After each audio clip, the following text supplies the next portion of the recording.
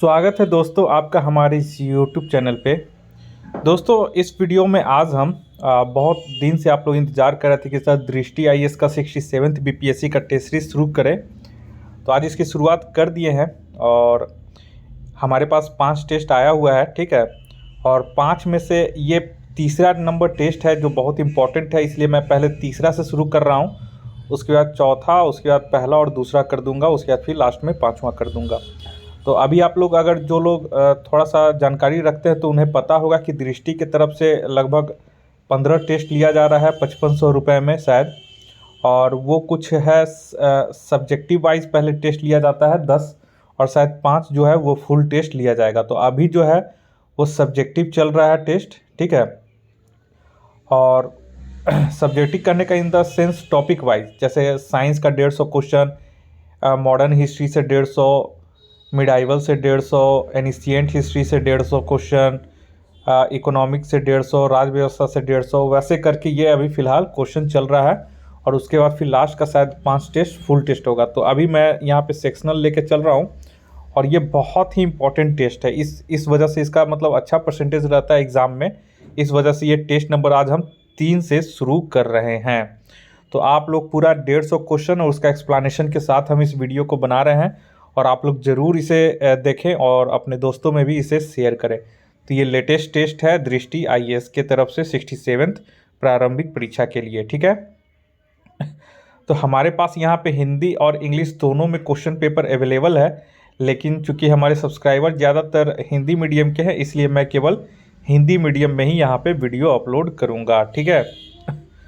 और जो हमारे पेड ग्रुप से जुड़े हुए हैं उनको हिंदी और इंग्लिश दोनों में मिल जाएगा, इसलिए आप लोग निश्चिंत रहें। नेक्स्ट आइए, यहाँ पे पहला क्वेश्चन बोल रहा है कि संविधान के किस संशोधन अधिनियम के द्वारा दल बदल विरोधी कानून पारित किया गया था। तो ये आप लोग को पता हो जाएगा, ऑप्शन सी हो जाएगा, 52वां संविधान संशोधन अधिनियम के द्वारा, ठीक है। और ये 1985 में हुआ था। और ये एक चीज़ यहाँ पे आप लोग देख लीजिएगा, नोट कर लीजिएगा कि यह कानून अगर डेट वाइज पूछेगा तो 1 मार्च 1985 को लागू हुआ था, ठीक है। और इसमें यहाँ पे 10वीं अनुसूची भी जोड़ा गया था इसमें, और संसद और राज्य विधानसभा दोनों के लिए दल बदल विरोधी कानून लागू होते हैं। नेक्स्ट क्वेश्चन आइए दूसरे नंबर पे। दूसरा नंबर क्वेश्चन बोल रहा है कि 1946 में बनी अंतरिम सरकार का नेतृत्व किसने किया था। तो ये आप लोग को पता होगा, ऑप्शन डी हो जाएगा, जवाहरलाल नेहरू के द्वारा इसमें इनका नेतृत्व किया गया था। और 1946 में ब्रिटिश प्रधानमंत्री कौन था। तो 1946 में ब्रिटिश प्रधानमंत्री क्लीमेंट एटली था। नेक्स्ट आइए तीसरा नंबर में। तीसरा नंबर यहाँ पे क्वेश्चन बोल रहा है कि निम्नलिखित में से किससे संबंधित संविधान प्रावधानों को संसद में विशेष बहुमत के माध्यम से संशोधित किया जा सकता है। तो तीसरा का इसका सही आंसर हो जाएगा ऑप्शन सी, मौलिक अधिकार को। संविधान में निम्नलिखित 3 तरीकों से आवश्यक संवैधानिक संशोधन किए जा सकते हैं, ठीक है। पहला जो तरीका है वो संसद के साधारण बहुमत द्वारा, दूसरा जो तरीका है वो संसद के विशेष बहुमत द्वारा संशोधन, और तीसरा जो तरीका है वो संसद के विशेष बहुमत द्वारा और आधे राज्य विधानमंडलों की संस्तुति के उपरांत यहाँ पे संशोधन किया जा सकता है। तो यहाँ पे पूछ रहा है विशेष बहुमत के माध्यम से, तो इसमें मौलिक अधिकार है जिसको विशेष बहुमत के आधार पे ही संशोधित किया जा सकता है। नेक्स्ट आइए फोर्थ नंबर में। चौथा नंबर बोला कि किस संवैधानिक संशोधन द्वारा मूल कर्तव्यों को भारतीय संविधान में शामिल किया गया। तो चौथा का ये हो जाएगा ऑप्शन डी, 42वां संविधान संशोधन अधिनियम के द्वारा, ठीक है। और ये हुआ था 1976 में, और इसके द्वारा एक भाग 4A को में शामिल इसे किया गया है। और भाग 4A में क्या है, तो मूल कर्तव्य का वर्णन किया गया है। तो 4A अगर पूछेगा तो इसमें मूल कर्तव्यों का, फंडामेंटल ड्यूटीज़ का इसमें उल्लेख किया गया है। और फंडामेंटल ड्यूटीज़ कितने हैं, तो फंडामेंटल ड्यूटीज़ जो है वो 11 हैं, ठीक है। और वर्तमान में हमारे संविधान के अनुच्छेद किसमें 11 मूल कर्तव्यों को वर्णन किया गया है, तो 51A में जाइएगा। ठीक है, तो मूल कर्तव्य अगर भाग पूछेगा तो 4A, अनुच्छेद पूछेगा तो 51A में, और टोटल मूल कर्तव्य पूछेगा तो 11 मूल कर्तव्य है। चलिए नेक्स्ट आइए 5वां नंबर में। 5वां नंबर क्वेश्चन बोल रहा है कि निम्नलिखित में से किसके पास किसी राज्य में विधान परिषद के उत्साधन या सृजन की शक्ति है। मतलब सृजन किया जा सकता है विधान परिषद को, या फिर उसको खत्म समाप्त किया जा सकता है। तो किसके पास ये शक्ति होती है? तो 5वां का यहाँ पे हो जाएगा ऑप्शन बी, संसद के पास इसकी शक्ति होती है। तो संविधान के अनुच्छेद 169 के तहत यानी कि 169 के तहत संसद विधि द्वारा किसी विधान परिषद वाले राज्य में विधान परिषद के उत्साधन यानी कि समाप्ति के लिए ऐसे राज्य में जिसमें विधान परिषद नहीं है विधान परिषद के सृजन के लिए उपबंध कर सकेगी, यदि उस राज्य की विधानसभा ने इस आशय का संकल्प विशेष बहुमत से पारित कर दिया है। तो शक्ति तो पूछेगा तो संसद हो जाएगा। ठीक है, और अगर डिटेल में पूछेगा तो मान लीजिए कि संकल्प कहाँ पहले पारित होती है, तो वो संबंधित राज्य के विधानसभा में संकल्प पहले पारित होना चाहिए। और विशेष बहुमत से तात्पर्य क्या है यहाँ पे? तो विशेष बहुमत से तात्पर्य है कि विधानसभा की कुल सदस्य संख्या का बहुमत और उपस्थित और मत देने वाले सदस्यों की संख्या का कम से कम 2/3 बहुमत होना चाहिए। नेक्स्ट आइए 6 में। 6 नंबर बोल रहा है कि भारत की स्वतंत्रता के बाद बिहार का पहला राज्यपाल कौन बना था। तो ये आप लोग को पता होगा, ऑप्शन बी हो जाएगा जयराम दास दौलतराम। 15 अगस्त 1947 से लेकर के 11 जनवरी 1948 तक इनका कार्यकाल था। नेक्स्ट आइए क्वेश्चन नंबर 7 में। 7वां बोला कि निम्नलिखित में से किस मामले में सर्वोच्च न्यायालय ने माना कि एक दया याचिका के निपटारे में सरकार की ओर से हो रही देरी के आधार पर एक कैदी की मृत्युदंड की सजा उम्र कैद में परिवर्तित हो सकती है। तो 7वां का यहाँ पे हो जाएगा ऑप्शन ए, शत्रुघ्न चौहान बनाम भारत संघ के मामले में, और ये 2014 का केस था। नेक्स्ट आइए, और इस मामले में जो था शीर्ष न्यायालय ने मृत्युदंड प्राप्त 15 कैदियों को जीवनदान दे दिया था। मतलब कि उनको मृत्युदंड से माफ़ कर दिया गया था और उम्र कैद में परिवर्तित कर दिया गया था। नेक्स्ट आइए 8वां नंबर में। 8वां नंबर बोला कि प्रधानमंत्री सहित केंद्रीय मंत्रियों की कुल संख्या नहीं होगी। तो कुल संख्या नहीं होगी तो 8वां का यहाँ पे हो जाएगा ऑप्शन बी, लोकसभा की कुल सदस्य संख्या के 15% से अधिक नहीं होनी चाहिए। ठीक है, और ये केमा संविधान संशोधन में था, तो ये 51वां संविधान संशोधन में यानी 91 संविधान संशोधन अधिनियम 2003 द्वारा ये प्रावधान किया गया था अनुच्छेद 75 के 1 के ए में। ठीक है, नेक्स्ट आइए 9 नंबर में।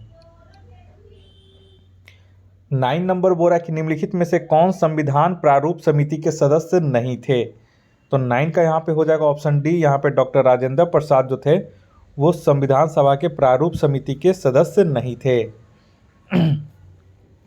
तो संविधान सभा के प्रारूप समिति में टोटल 7 सदस्य थे अध्यक्ष को लगा करके। ठीक है, और वो 7 सदस्य कौन कौन थे, शुरुआत का हम बता रहे हैं। मूल रूप से डॉक्टर भीमराव अंबेडकर जो अध्यक्ष थे, एन गोपालस्वामी अयंगर, अल्लादी कृष्ण स्वामी अय्यर, डॉक्टर के एम मुंशी, सैयद मोहम्मद सादुल्ला और एन माधव राव, और उसके बाद टी कृष्णमाचारी, जिसमें से एन माधव राव और टी कृष्णमाचारी बाद में इनका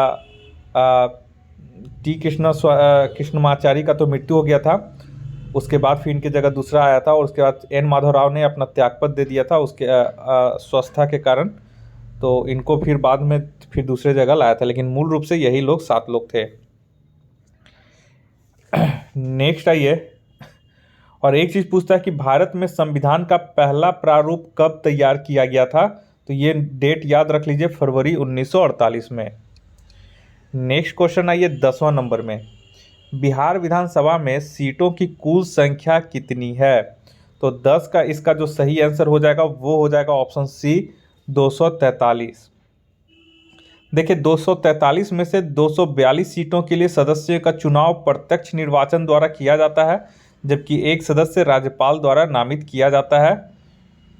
तो इस हिसाब से टोटल हो गया हमारा 243 सीट, ठीक है। और विधानसभा में 38 सीटें जो है वो अनुसूचित जातियों के लिए तथा 2 सीटें हैं अनुसूचित जनजातियों के लिए आरक्षित है। नेक्स्ट आइए 11 नंबर में।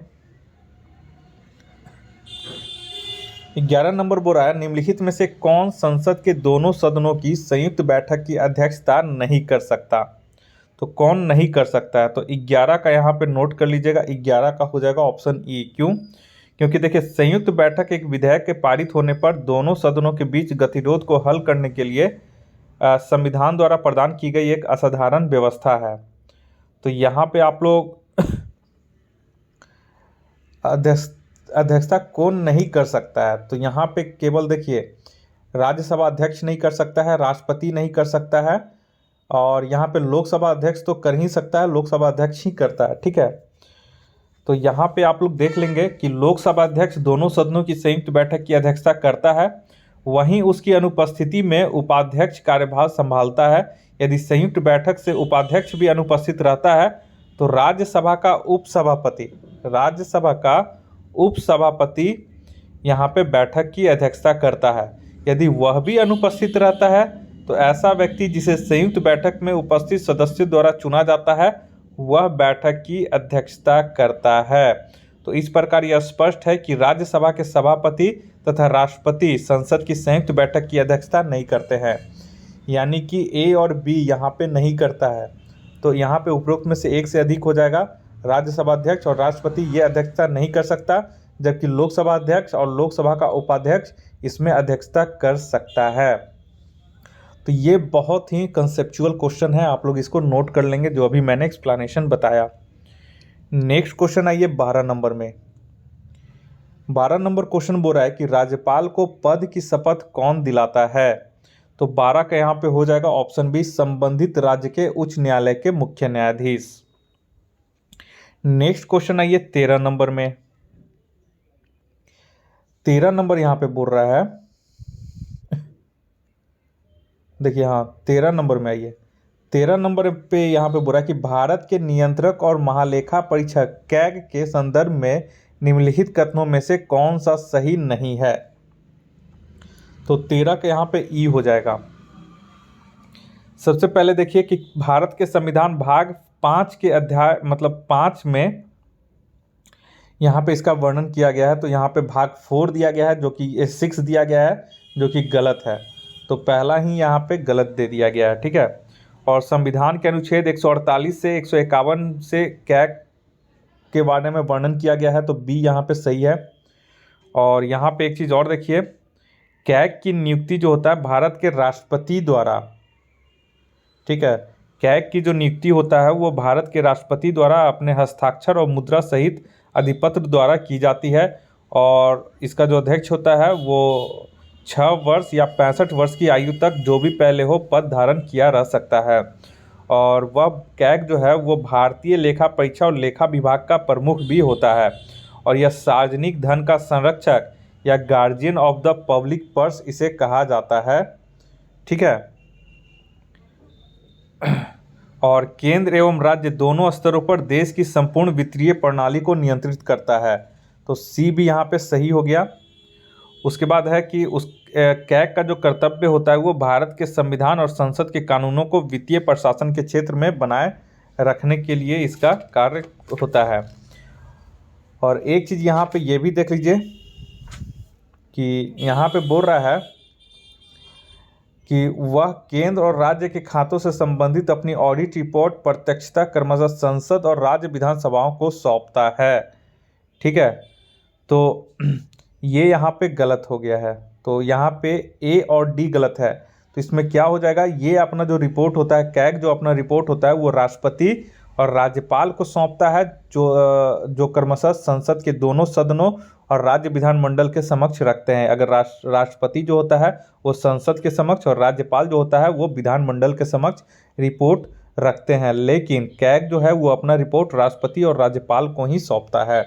तो यहाँ पे नहीं पूछ रहा है, तो यहाँ उपयुक्त में से एक से अधिक हो जाएगा, यानी ए और डी दोनों कथन गलत हैं। नेक्स्ट आइए 14 नंबर में।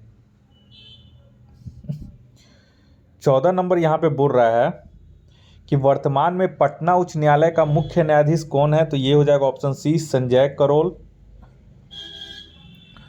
और ये इनकी जो नियुक्ति हुई थी ये 11 नवंबर 2019 को हुई थी पटना हाईकोर्ट में।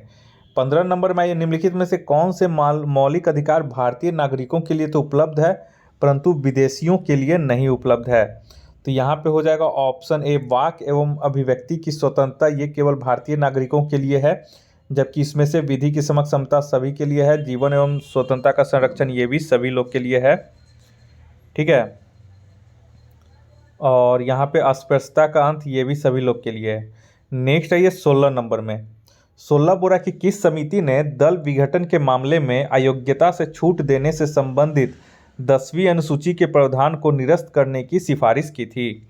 16 का इसका जो सही आंसर हो जाएगा वो हो जाएगा ऑप्शन डी दिनेश गोस्वामी समिति ने। और ये जो हुआ था ये वर्ष 1990 में अपनी रिपोर्ट प्रस्तुत किए थे। नेक्स्ट क्वेश्चन है ये 17 में 17 में बोला कि भारत सरकार अधिनियम 1935 में अंतर्विष्ट इंस्ट्रूमेंट ऑफ इंस्ट्रक्शंस को हमारे संविधान में निम्नलिखित में से किस रूप में शामिल किया गया है, तो 17 का इसका सही आंसर हो जाएगा ऑप्शन सी राज्य के नीति निर्देशक तत्व में इसे शामिल किया गया है। और राज्य के नीति निर्देशक तत्व जिसको इंग्लिश में directive principle of state policy कहते हैं, संविधान के भाग 4 के अंतर्गत अनुच्छेद 36 से 51 तक में इसका उल्लेख किया गया है।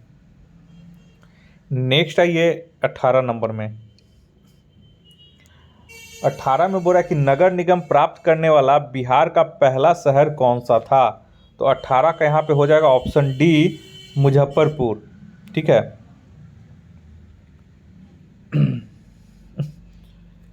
चलिए नेक्स्ट आइए 19 नंबर में 19 नंबर बोल रहा है कि भारतीय संविधान के अनुसार न्यायिक समीक्षा की शक्ति निम्नलिखित में से किसमें निहित है, तो 19 का यहाँ पे हो जाएगा ऑप्शन ई। क्योंकि देखिए न्यायिक समीक्षा के अनुसार इसमें सर्वोच्च न्यायालय ने कहा है कि न्यायिक समीक्षा की शक्ति संविधान की मूल संरचना के अंतर्गत आती है। ठीक है, तो यहाँ पे आपका जो भारतीय संविधान द्वारा सर्वोच्च न्यायालय और उच्च न्यायालय दोनों को न्यायिक समीक्षा का अधिकार दिया गया है, तो यहाँ पे ए और बी दोनों हो जाएगा, इसलिए उपयुक्त में से एक से अधिक इसका सही आंसर हो जाएगा।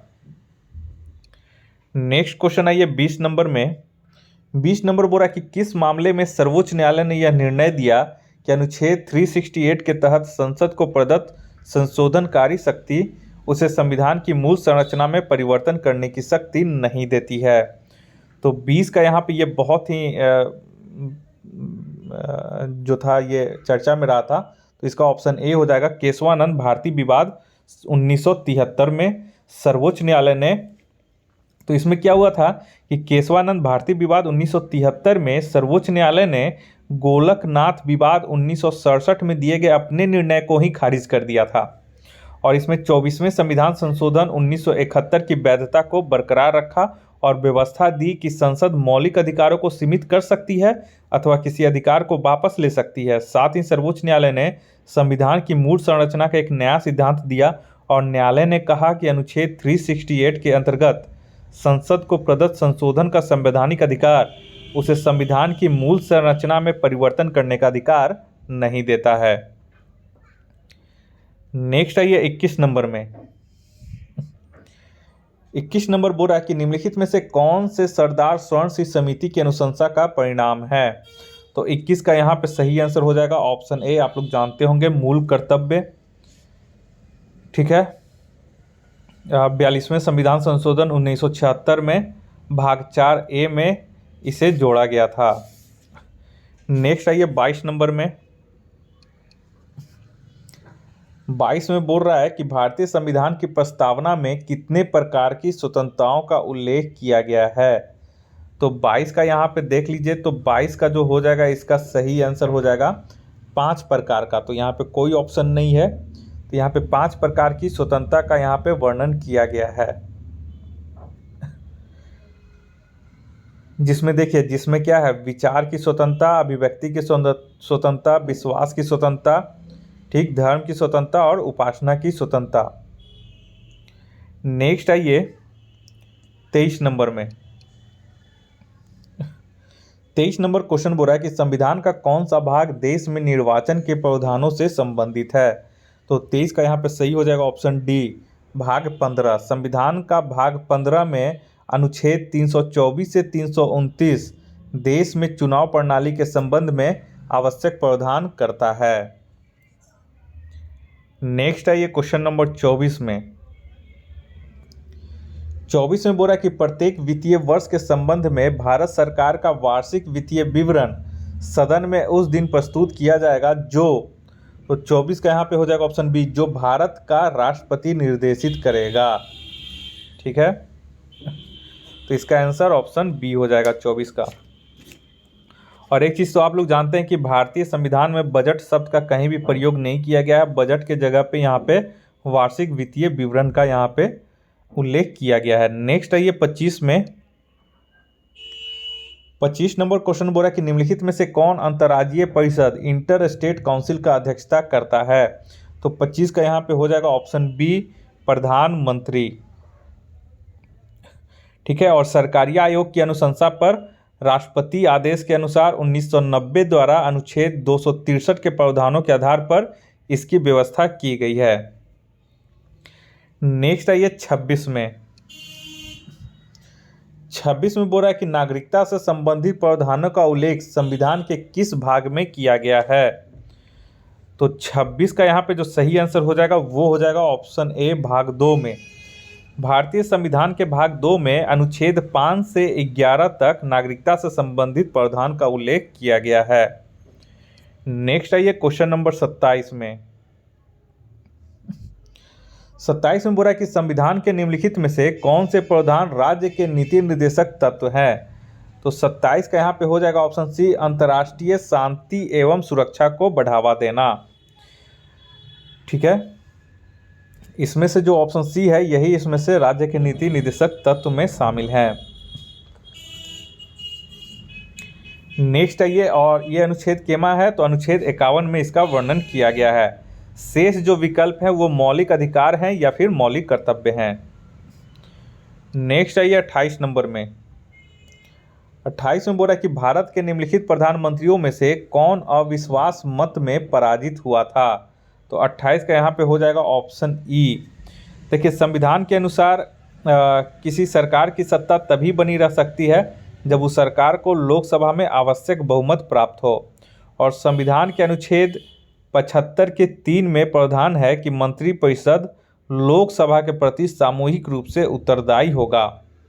तो यहाँ पे एक चीज़ देख लें कि विश्वनाथ प्रताप सिंह 1990 में, ठीक है, HD देवगौड़ा 1997 में, और अटल बिहारी वाजपेयी 1999 में, इन लोगों के खिलाफ अविश्वास प्रस्ताव पर मतदान में ये पराजित हो गए थे। तो यहाँ पे बी, सी, डी तीनों होगा, तो उपरोक्त में से एक से अधिक हो जाएगा।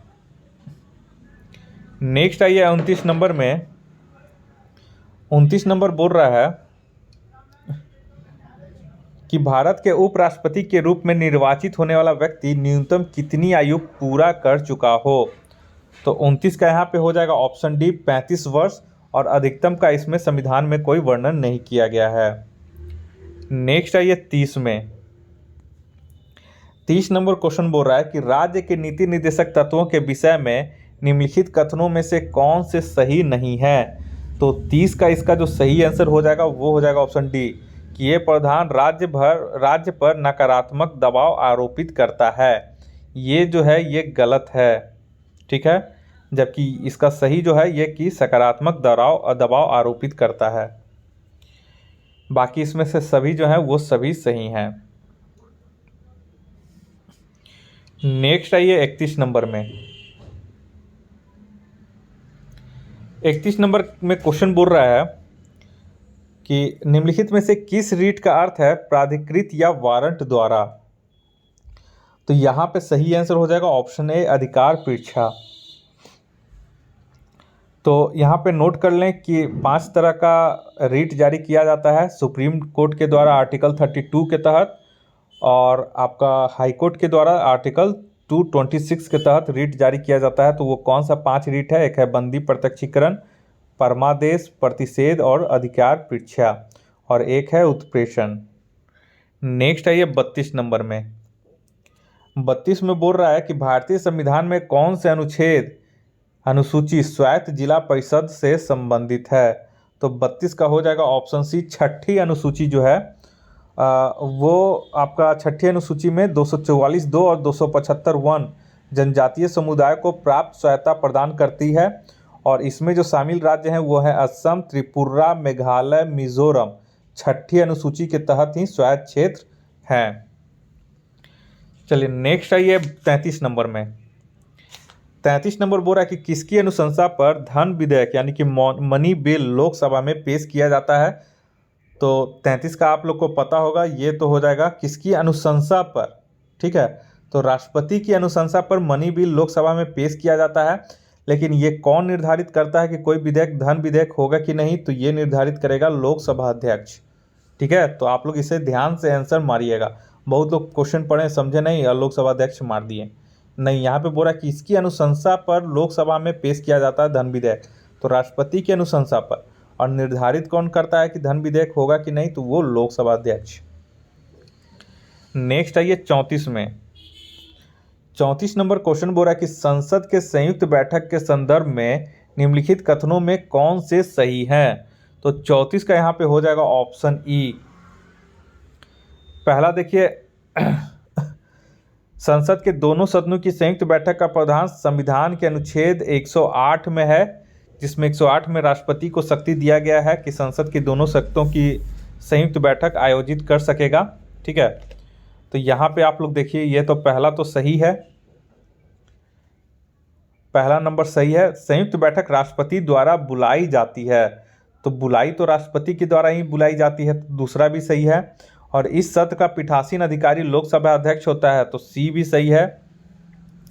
और संयुक्त बैठक का यहाँ पे बोल रहा है कि कोरम जो है वो दोनों सदनों की कुल सदस्य संख्या का 1/10 भाग होता है, तो ये भी यहाँ पे सही है। तो यहाँ पे सभी सही हैं, तो उपरोक्त में से एक से अधिक हो जाएगा, ऑप्शन ई इसका सही हो जाएगा। नेक्स्ट आइए 35 नंबर में। 35 नंबर बोल रहा है कि निम्नलिखित में से किसका उल्लेख संसद की नियम प्रक्रिया में नहीं किया गया है? तो 35 का इसका सही आंसर हो जाएगा ऑप्शन बी, शून्यकाल का जो है इसका उल्लेख संसद की नियम प्रक्रिया में नहीं किया गया है, और यह बिना किसी पूर्व सूचना के किसी मामले पर प्रश्न उठाने के लिए संसद के सदस्यों के लिए एक अनौपचारिक उपकरण है, ठीक है। नेक्स्ट आइए 36 नंबर। 36 नंबर क्वेश्चन बोल रहा है कि भारत के संविधान में शिक्षा के अधिकार को किस संविधान संशोधन के माध्यम से मूल अधिकारों में जोड़ा गया है? तो 36 का यहाँ पे जो सही हो जाएगा वो हो जाएगा ऑप्शन डी, संविधान के 86वां संविधान संशोधन अधिनियम 2002 के द्वारा इसे जोड़ा गया है, ठीक है। तो ऑप्शन डी इसका सही हो जाएगा। तो ये भी बहुत इंपॉर्टेंट क्वेश्चन है। और देखिए, अनुच्छेद 21A में घोषणा की गई है कि राज्य 6 से 14 वर्ष तक की आयु के सभी बच्चों को निःशुल्क एवं अनिवार्य शिक्षा उपलब्ध करवाएगा। तो ये किस में है? तो ये 86वें संविधान संशोधन अधिनियम 2002 के माध्यम से। नेक्स्ट आइए 37 में। 37 नंबर क्वेश्चन बोल रहा है कि संविधान का निम्नलिखित में से कौन सा अनुच्छेद राष्ट्रपति को अध्यादेश लाने की शक्ति प्रदान करता है? तो 137 का आपका पता होगा, अनुच्छेद 123, ऑप्शन सी इसका सही हो जाएगा। नेक्स्ट आइए 138 में। 138 में बोल रहा है कि संविधान के किस अनुच्छेद में उल्लेख किया गया है कि राष्ट्रपति की सहायता एवं परामर्श के लिए प्रधानमंत्री की अध्यक्षता वाली मंत्रिपरिषद होगी? तो 38 का इसका भी आप लोग को पता होगा, ऑप्शन डी हो जाएगा। अनुच्छेद 74 के 1 में इसका वर्णन किया गया है, यानी कि अनुच्छेद 74 में। नेक्स्ट आइए 39 नंबर में। 39 में बोला कि निम्नलिखित में से कौन सा निकाय आंग्ल भारतीय समुदाय के लिए संवैधानिक एवं अन्य कानूनी संरक्षोपाय से संबंधित मामलों की जांच करता है और राष्ट्रपति को इसकी रिपोर्ट प्रस्तुत करता है। तो 39 का हो जाएगा ऑप्शन बी, राष्ट्रीय अनुसूचित जाति आयोग। अनुसूचित जातियों के लिए राष्ट्रीय आयोग ही आंग्ल भारतीय समुदाय के लिए संवैधानिक एवं अन्य कानूनी संरक्षोपाय से संबंधित मामलों की जांच और इस पर राष्ट्रपति को रिपोर्ट प्रस्तुत करता है। नेक्स्ट है ये 40 नंबर में। 40 नंबर बोल रहा है कि भारत निर्वाचन आयोग के अनुसार राष्ट्रीय दल के रूप में मान्यता प्राप्त करने हेतु किसी राजनीतिक दल को कितने राज्यों में राज्य स्तरीय दल के रूप में मान्यता प्राप्त होनी चाहिए। तो ये भी बहुत इंपॉर्टेंट क्वेश्चन है। तो 40 का हो जाएगा ऑप्शन सी, कम से कम 4 राज्य। ठीक है, कम से कम 4 राज्य। और लोकसभा चुनावों में कुल लोकसभा सीटों की 2% यानी कि 11 सीटों पर जीत हासिल की हो तथा ये सीटें कम से कम 3 अलग अलग राज्यों से हो। ठीक है, और भी कुछ शर्तें हैं कि जैसे लोकसभा या राज्य के विधानसभा चुनावों में 4 अलग अलग राज्यों से कुल वैध मतों के 6% मत प्राप्त करें या इसके अतिरिक्त 4 लोकसभा सीटों पर जीत दर्ज करें। ठीक है, और यदि कोई दल 4 या इससे अधिक राज्यों में राज्य स्तरीय दल के रूप में मान्यता प्राप्त करे। तो इस तरह से कुछ इसके शर्तें हैं जो पूरा होने पे उन्हें राष्ट्रीय दल का दर्जा प्राप्त हो जाता है, राज्य स्तरीय दल के रूप में उन्हें मान्यता प्राप्त मिल जाती है। नेक्स्ट है ये 41 नंबर में। 41 नंबर है कि निम्नलिखित में से कौन पृथक बिहार राज्य की मांग करने वाला प्रथम व्यक्ति था। तो ये हो जाएगा ऑप्शन सी, डॉक्टर सच्चिदानंद सिन्हा। ठीक है, और 1894 में बिहार प्रांत के निर्माण की मांग के लिए बिहार टाइम्स नामक एक पत्रिका इन्होंने शुरू की थी। नेक्स्ट आइए 42 नंबर में। 42 नंबर बोल रहा है कि भारत के महान न्यायवादी के संबंध में निम्नलिखित तथ्यों में से कौन सही नहीं है। तो 42 का यहाँ पे हो जाएगा ऑप्शन बी कि वह केंद्रीय कार्यपालिका का हिस्सा नहीं है। ये यहाँ पे सही नहीं है, ये जो है ये गलत है। ठीक है, यहाँ पे सही जो होगा कि जो महान न्यायवादी होता है वो केंद्रीय कार्यपालिका का ही एक हिस्सा होता है। नेक्स्ट आइए 43 में। 43 नंबर बोल रहा है कि भारतीय संविधान 73वां संविधान संशोधन अधिनियम 1992 उन सभी राज्यों में पंचायती राज की त्रिस्तरीय प्रणाली का प्रावधान करता है जिनकी जनसंख्या, तो जिनकी जनसंख्या तो 43 का यहाँ पे हो जाएगा ऑप्शन बी, 20 लाख से अधिक हो। नेक्स्ट है ये 44 नंबर में। बोरा कि निम्नलिखित में से किस राज्य की विधानसभा में सीटों की संख्या सर्वाधिक है। तो 44 का यहाँ पे हो जाएगा ऑप्शन ए, पश्चिम बंगाल में। जो ऑप्शन दिया गया है पश्चिम बंगाल, जहाँ पे 294 सीटें हैं, जबकि बिहार में 243, मध्य प्रदेश में 230 और आंध्र प्रदेश में 175। नेक्स्ट है ये 45 में। बोरा कि निम्नलिखित में से कौन राज्य में कार्यपालिका का भाग नहीं है। तो कार्यपालिका का भाग नहीं है तो 45 का बी हो जाएगा, विधानसभा अध्यक्ष जो होता है वो कार्यपालिका का भाग नहीं होता है। देखिए, भारतीय संविधान के अनुच्छेद 153 से 167 के अनुसार राज्यपाल, मुख्यमंत्री और मंत्रिपरिषद मिलकर कार्यकारिणी का गठन करते हैं। ठीक है, तो यहाँ पे कार्यकारिणी का तो यहाँ पे इसलिए ऑप्शन बी यहाँ पे जो हो जाएगा वो इसके कार्यपालिका का भाग नहीं होगा। नेक्स्ट है ये 46 नंबर में।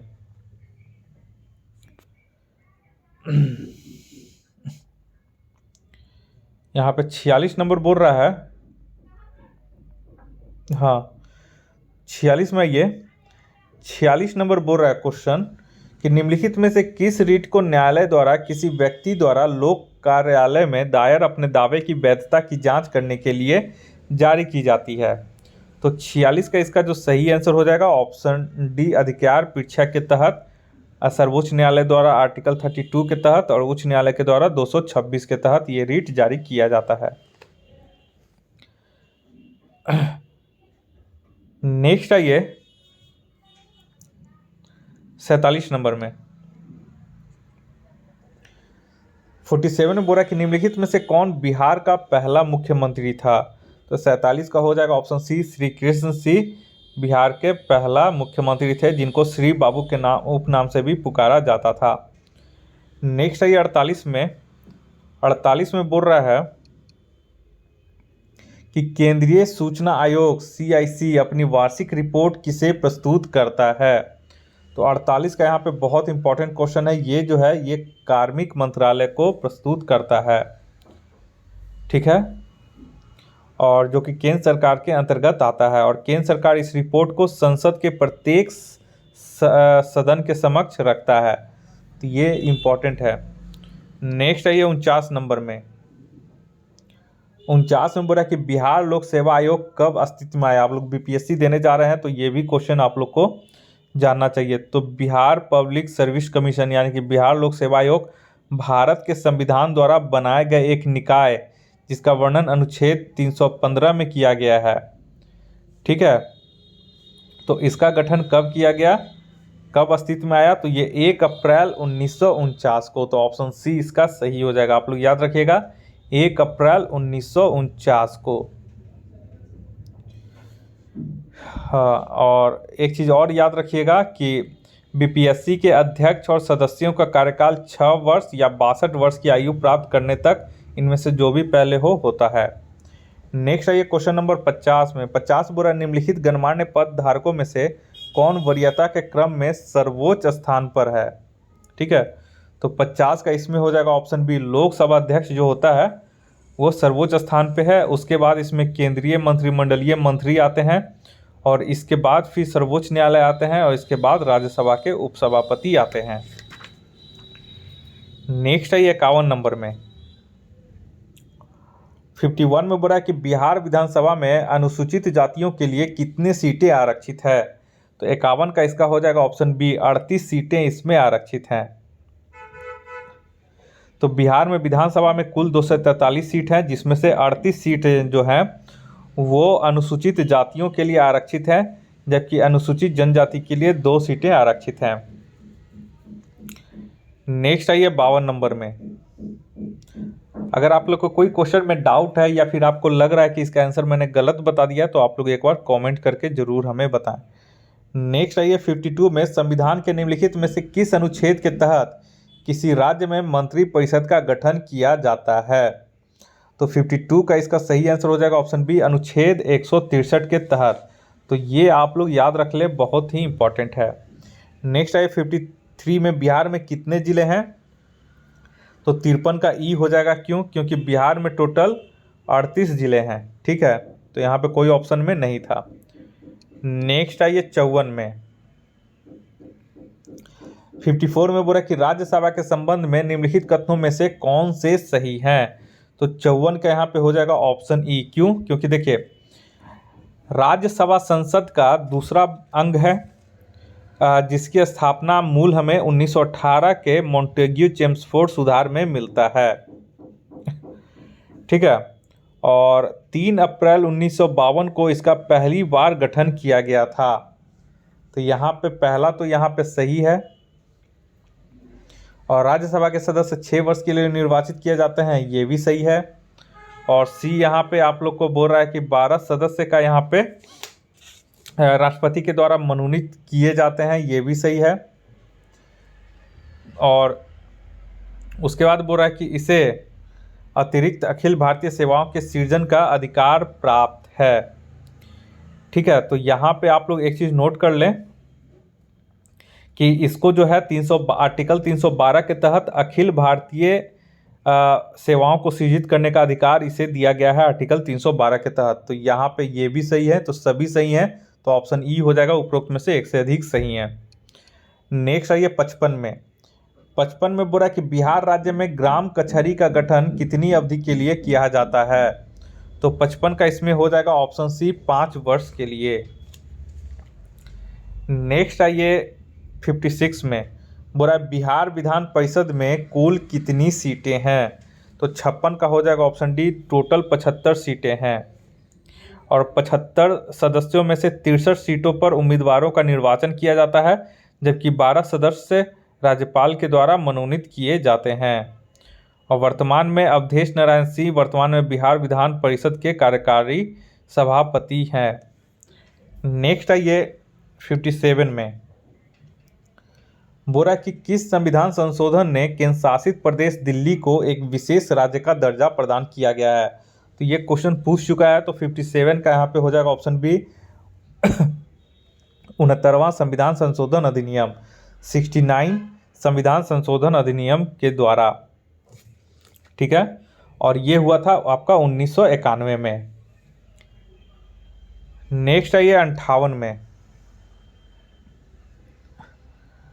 58 में बोल रहा है कि निम्नलिखित में से कौन सा अनुच्छेद उल्लेख करता है कि प्रत्येक राज्य के लिए एक राज्यपाल होगा।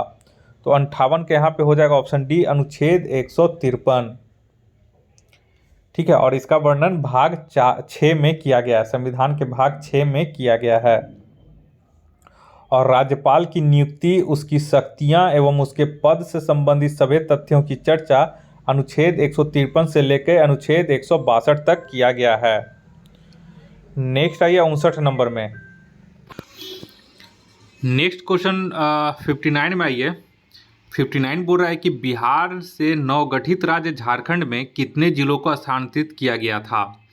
तो 59 का यहाँ पे हो जाएगा ऑप्शन सी 18 जिलों को झारखंड को स्थानांतरित किया गया था, ठीक है। उस समय बिहार में जो थे 37 जिले थे, नहीं सॉरी, जबकि बिहार में 37 जिले रह गए और झारखंड को 18 जिले मिले, ठीक है।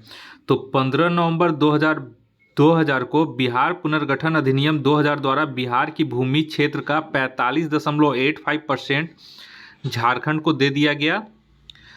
तो उस समय मूल रूप से आपको झारखंड में 18 जिले और फिर बिहार में 37 जिले रह गए थे। नेक्स्ट आइए 60 नंबर में, 60 नंबर क्वेश्चन बोल रहा है कि मगध प्रमंडल का मुख्यालय है। तो मगध प्रमंडल का मुख्यालय कहाँ पे है। तो ये हो जाएगा ऑप्शन डी गया में। और बिहार के 38 जिले में 9 प्रमंडल हैं, याद रखिएगा। और वो 9 प्रमंडल कौन कौन से हैं। तो पटना, तिरहुत, मगध, मुंगेर, भागलपुर, सारण, पूर्णिया, दरभंगा और कोसी। नेक्स्ट क्वेश्चन आइए 61 नंबर में। 61 नंबर क्वेश्चन बोल रहा है कि बिहार दिवस मनाया जाता है। तो बिहार दिवस कब मनाया जाता है। तो ये हो जाएगा ऑप्शन सी 22 मार्च को मनाया जाता है। क्यों। क्योंकि 22 मार्च 1912 को अंग्रेजों ने बिहार राज्य को बंगाल प्रेसिडेंसी से अलग किया था। नेक्स्ट आइए 62 नंबर में, 62 में बोल रहा है कि बिहार की आधिकारिक भाषाएं कौन सी हैं। तो 62 का यहाँ पे देखिए, 62 का जो हो जाएगा वो हो जाएगा ई। क्यों। क्योंकि बिहार की जो आधिकारिक भाषाएं हैं वो है आपका उर्दू और हिंदी, ठीक है। तो हिंदी और यहाँ पे उर्दू, ए और सी दोनों हो जाएगा। तो फिर में से एक से अधिक हो जाएगा। नेक्स्ट आइए 63 नंबर में बोल रहा है वर्तमान में भारत का मुख्य चुनाव आयुक्त कौन है। तो 63 के यहाँ पे हो जाएगा option D Sunil Arora. Next question आइए,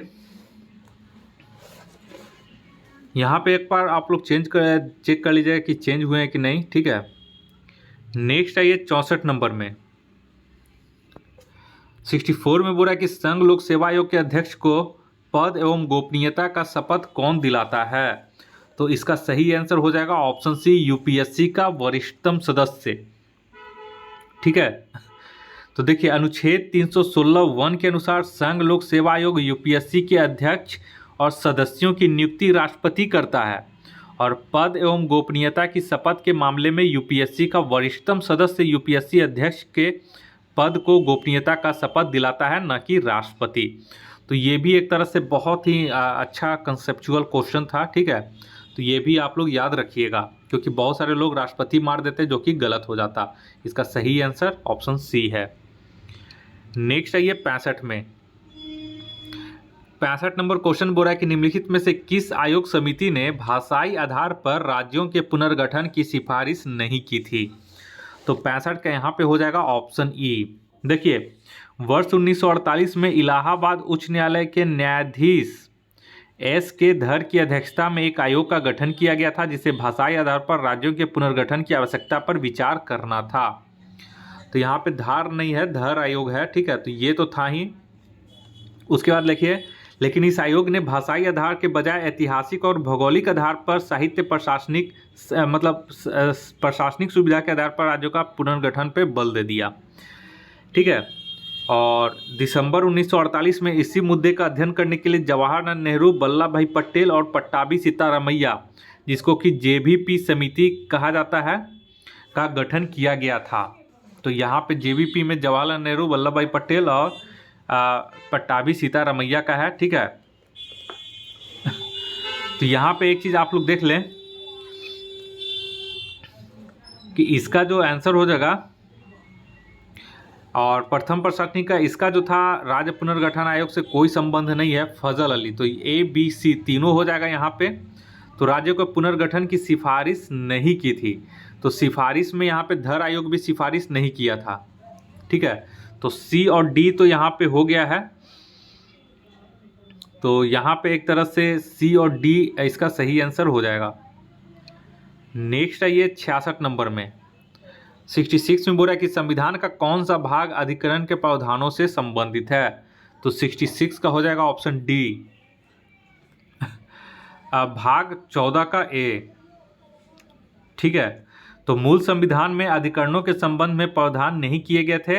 इसे 42वें संविधान संशोधन अधिनियम 1976 के द्वारा नया भाग 14 ए में शामिल किया गया है। ठीक है।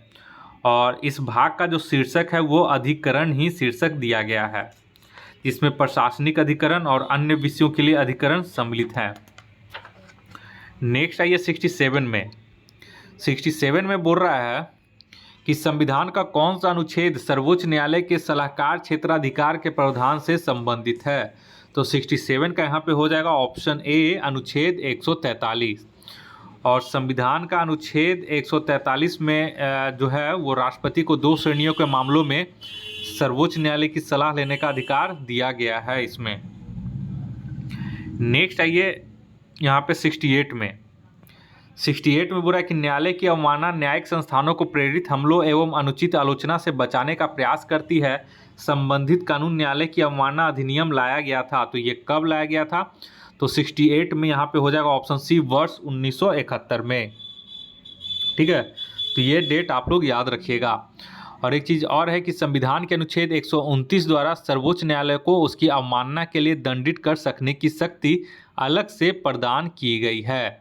और वहीं पे अनुच्छेद 215 में इसी प्रकार की शक्ति उच्च न्यायालय को सौंपी गई है। तो बहुत ही इंपॉर्टेंट इसका एक्सप्लेनेशन है, आप लोग नोट करते जाइएगा इस वीडियो को देखने के दौरान। नेक्स्ट आइए 69 में। ठीक है। 69 में यहाँ पे बोल रहा है कि निम्नलिखित में से कौन सा देश सरकार की एकात्मक प्रणाली का अनुसरण करता है। तो 69 का इसका जो सही आंसर हो जाएगा वो हो जाएगा ऑप्शन डी, जापान। ठीक है। एकात्मक सरकार वह है जिसमें सभी शक्तियां राष्ट्रीय सरकार में निहित होती हैं और क्षेत्रीय सरकारें यदि वो मौजूद हों अपनी शक्ति राष्ट्रीय सरकार से प्राप्त करती हैं। तो यहाँ पे जो ऑप्शन दिया गया है इसमें जापान इसका सही हो जाएगा। वैसे ब्रिटेन, फ्रांस, जापान, चीन, Italy, Belgium, Norway, Sweden, Spain आदि देशों में एकात्मक सरकार का मॉडल है। नेक्स्ट आइए 70 नंबर में। 70 में बोला है कि निम्नलिखित में से किस वाद में सर्वोच्च न्यायालय ने यह प्रतिपादित किया कि उद्देशिका संविधान का एक अंग है। तो 70 का ये हो जाएगा ऑप्शन ई। क्यों? क्योंकि देखिए बेरूबारी संघ मामले 1960 में सर्वोच्च न्यायालय ने कहा कि प्रस्तावना संविधान में कई प्रावधानों के पीछे के सामान्य प्रयोजनों को दर्शाती है और इस प्रकार संविधान निर्माताओं की मन की कुंजी है। और प्रस्तावना के महत्व को यह मान्यता देने के बावजूद सर्वोच्च न्यायालय ने विशेष रूप से कहा कि प्रस्तावना जो है वो संविधान का भाग नहीं है। तो इसमें तो सुप्रीम कोर्ट ने नहीं कहा था। ठीक है। उसके बाद ये केशवानंद भारती मामले 1973 में प्रस्तावना को संविधान का अंग माना है। मतलब सर्वोच्च न्यायालय ने इस पूर्व के इस मत को खारिज कर दिया और प्रस्तावना को फिर संविधान का अंग माना था। ठीक है। तो यहाँ पे केशवानंद भारती में संविधान का एक अंग माना है सर्वोच्च न्यायालय ने। उसके बाद नेक्स्ट आइए कि भारतीय जीवन बीमा निगम 1965 के बाद में एक बार पुनः सर्वोच्च न्यायालय ने कहा कि प्रस्तावना संविधान का अभिन्न अंग है। तो यहाँ पे देखिए केशवानंद भारती हो गया, भारतीय जीवन बीमा निगम, दोनों में सुप्रीम कोर्ट ने कहा है की उद्देशिका संविधान का अंग है। अब नेक्स्ट आइए, मेनका गांधी मामले 1978 में सर्वोच्च न्यायालय के निर्णय ने अनुच्छेद 21 के दायरे में व्यापक विस्तार किया और प्रस्तावना में प्रदत्त आश्वासन के अनुरूप भारत को कल्याणकारी राज्य बनाने का लक्ष्य को साकार किया था। तो यहाँ पे जो केवल दो है, ए और बी, इसी दोनों में उद्देशिका को संविधान का अंग सर्वोच्च न्यायालय ने माना था, ऐसा उसमें मतलब कहा गया था। तो ये हो जाएगा एक से अधिक, ए और बी इसका सही हो जाएगा।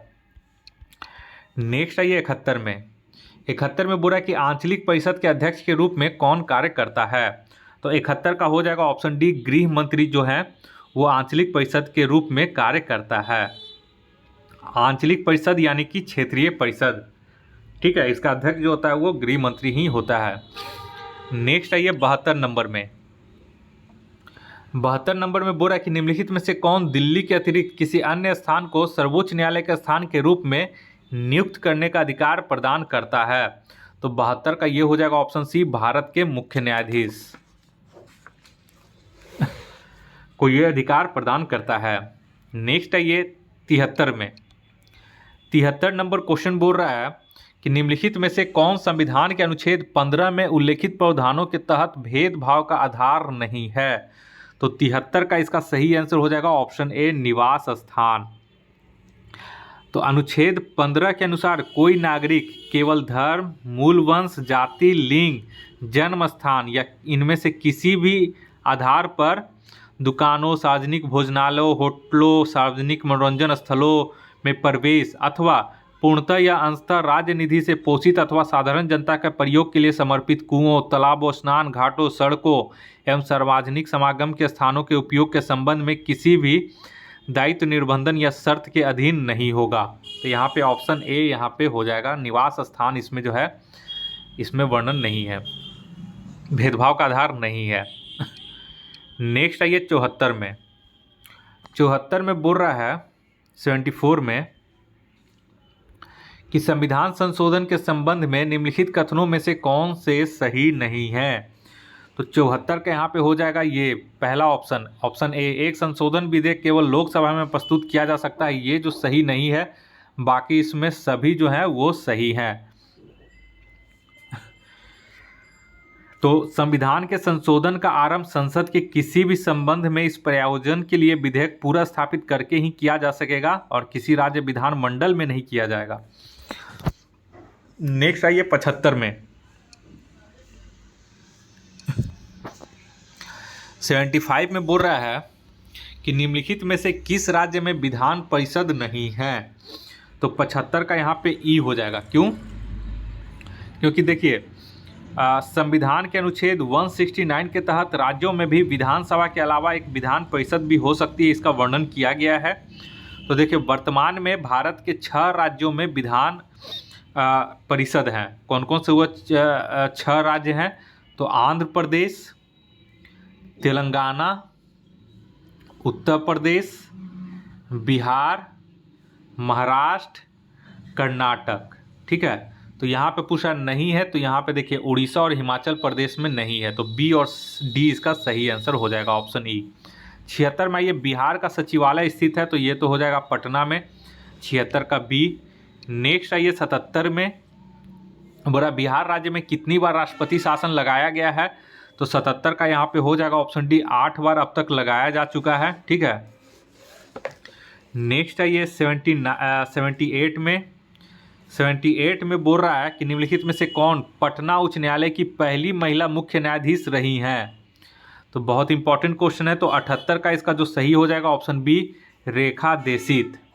ठीक है, पूरा नाम इनका है रेखा मनहरलाल देसित। ठीक है, नेक्स्ट आइए, और ये जो थी 21 जून 2010 को उन्हें पटना उच्च न्यायालय के मुख्य न्यायाधीश के रूप में पदोन्नत किया गया था और वह पटना उच्च न्यायालय की पहली मुख्य न्यायाधीश बनी थी। नेक्स्ट आइए 79 में बोला कि राज्य की विधानसभा में सदस्यों की अधिकतम और न्यूनतम संख्या कितनी होती है। तो 79 का इसका जो सही हो जाएगा ऑप्शन ए, क्रमशः 500 अधिकतम होगी और न्यूनतम जो है वो 60 है। नेक्स्ट आइए 80 नंबर में। 80 में बोल रहा है कि किसी विधेयक पर गतिरोध की स्थिति में संसद की संयुक्त बैठक आयोजित करने के प्रावधान का उपयोग अब तक कितनी बार किया गया है। तो 80 का इसका जो सही आंसर हो जाएगा वो हो जाएगा सी, 3 बार किया गया है। ठीक है, नेक्स्ट आइए। अच्छा, 3 बार कब कब किया गया है वो याद कर लीजिए, वो भी कभी कभी पूछ देता है। तो पहली बार किया गया था दहेज प्रतिषेध विधेयक 1960 में, दूसरी बार किया गया था बैंक सेवा आयोग विधेयक 1977 में, और तीसरी बार किया गया था आतंकवाद निवारण विधेयक 2021 में, सॉरी 2002 में। ठीक है, तो 3 बार कर दिया गया था। नेक्स्ट है 81 में। 81 में बोल रहा है कि निम्नलिखित में से किस संसदीय समिति में सदस्यों की संख्या सबसे अधिक होती है। तो 81 का यहाँ पे है ऑप्शन बी, प्राक्कलन समिति में सबसे अधिक होती है। ठीक है, तो प्राक्कलन समिति में टोटल कितनी होते हैं, तो 30 सदस्य होते हैं। ठीक, पहले 25 होते थे, लेकिन अब 1956 में इसकी सदस्यों की संख्या बढ़ा करके 30 सदस्य कर दिया गया है, जो केवल लोकसभा से ही होते हैं। और लोक लेखा समिति में 22 सदस्य, जिसमें 15 लोकसभा और 7 राज्यसभा से होते हैं। वहीं सार्वजनिक उपक्रम समिति में 15 सदस्य होते हैं, जिसमें से 10 लोकसभा में से और 5 राज्यसभा से, जो कि अब 22 कर दिया गया है। ठीक है, नोट कर लीजिएगा कि सार्वजनिक उपक्रम समिति में अब सदस्यों की संख्या 22 कर दी गई है, पहले 15 थी। तो 22 में से अब 15 लोकसभा और 7 राज्यसभा में। और विशेषाधिकार समिति में लोकसभा समिति में 15 सदस्य होते हैं। ठीक है, अगर लोकसभा समिति में पूछेगा तो 15 सदस्य और राज्यसभा समिति में 10 सदस्य। नेक्स्ट आइए 82 में। 82 में बोल रहा है कि निम्नलिखित में से किसे हमारे संविधान की मूलभूत विशेषता नहीं माना जाता है। तो 82 का इसमें हो जाएगा ऑप्शन डी, संपत्ति के अधिकार को इसमें मूलभूत विशेषता नहीं माना जाता है। नेक्स्ट आइए 83 में। 83 में बोल रहा है कि राज्य के नीति निर्देशक तत्व निम्नलिखित में से किस देश के संविधान से प्रेरित हैं। तो 83 का इसका जो सही आंसर हो जाएगा वो हो जाएगा ऑप्शन सी, आयरलैंड से। और नीति निर्देशक तत्व 36 से 51 में वर्णन किया गया है, अनुच्छेद 36 से 51। नेक्स्ट है ये 84 नंबर में। 84 बोल रहा है कि लोकसभा का सामयिक अध्यक्ष यानी कि प्रोटेम स्पीकर नियुक्त निर्वाचित किया जाता है। तो कैसे किया जाता है, तो 84 का यहाँ पे डी हो जाएगा, निर्वाचित किया जाता है राष्ट्रपति के द्वारा। याद रखिएगा आप लोग। ठीक है, राष्ट्रपति द्वारा नवनिर्वाचित लोकसभा के एक सदस्य को सामयिक अध्यक्ष यानी कि प्रोटेम स्पीकर के रूप में नियुक्त किया जाता है। और जब नया अध्यक्ष चुन लिया जाता है तो फिर प्रोटेम स्पीकर का पद स्वयं समाप्त हो जाता है। नेक्स्ट आइए 85 नंबर में। 85 में बोल रहा है कि निम्नलिखित में से कौन सा सही वरीयता अनुक्रम में है। ठीक है, तो 85 का यहाँ पे हो जाएगा बी, पहले राष्ट्रपति, उसके बाद प्रधानमंत्री, उसके बाद उप प्रधानमंत्री, उसके बाद भारत का मुख्य न्यायाधीश। नेक्स्ट आइए 86 में। 86 में बोल रहा है कि निम्नलिखित में से कौन सा पद संविधान के मूल पाठ में नहीं था बल्कि 44वें संविधान संशोधन अधिनियम 1978 के द्वारा अनुच्छेद 352 में शामिल किया गया। तो ये आप लोग याद रखिएगा, ये हो जाएगा ऑप्शन ए, कैबिनेट यानी कि मंत्रिमंडल शब्द। मूल संविधान में मंत्रिमंडल शब्द नहीं था। 44वें संविधान संशोधन में 1978 में केवल एक बार कैबिनेट शब्द का प्रयोग किया गया है, मंत्रिमंडल, अनुच्छेद 352 में। याद रखिएगा। 87 में आइए, निम्नलिखित में से कौन किसी क्षेत्र को अनुसूचित क्षेत्र घोषित कर सकता है। तो 87 का यहाँ पे सही आंसर हो जाएगा ऑप्शन बी, राष्ट्रपति। आप लोग को पता ही होगा ये क्वेश्चन। नेक्स्ट है ये 88 में। भारत में उच्च न्यायालयों की कुल संख्या कितनी है। तो 88 का यहाँ पे हो जाएगा ऑप्शन सी, 25। ठीक है, वर्ष 2000 में 3 नए राज्यों के गठन के बाद उच्च न्यायालयों की संख्या भी 18 से बढ़ करके 21 हो गई थी। और उसके बाद पुनः 2013 में फिर 3 उत्तर पूर्वी राज्यों मणिपुर, मेघालय एवं त्रिपुरा में अलग अलग उच्च न्यायालयों की फिर स्थापना हो गई, तो फिर 24 हो गई। और इसके बाद फिर वर्ष 2019 में आंध्र प्रदेश राज्य के लिए एक अलग उच्च न्यायालय की स्थापना से उच्च न्यायालयों की संख्या टोटल 25 हो गई है। 89 में ये बिहार के पहले मंत्रिमंडल कैबिनेट का गठन कब किया गया था। तो 89 का इसका हो जाएगा ऑप्शन बी, वर्ष 1946 में। ठीक है, और जिसमें डॉक्टर श्री कृष्ण सिंह बिहार के पहले मुख्यमंत्री के रूप में और डॉक्टर अनुग्रह नारायण सिन्हा बिहार के पहले उप मुख्यमंत्री के पद पे और वित्त मंत्री भी थे, सह वित्त मंत्री थे वो, उन्हें बनाया गया था। नेक्स्ट है ये 90 में। 90 नंबर बोल रहा है कि निम्नलिखित में से कौन स्वतंत्रता के बाद पटना उच्च न्यायालय का प्रथम भारतीय मुख्य न्यायाधीश बने थे। तो 90 का यहाँ पे हो जाएगा ऑप्शन ए लक्ष्मीकांत झा। ठीक है, नेक्स्ट है ये 91 नंबर में। 91 नंबर बोल रहा है कि भारत के संविधान की प्रस्तावना निम्नलिखित में से किस पर आधारित है। तो 91 का यहाँ पे हो जाएगा ऑप्शन बी उद्देश्य प्रस्ताव 1946 पे ये आधारित है।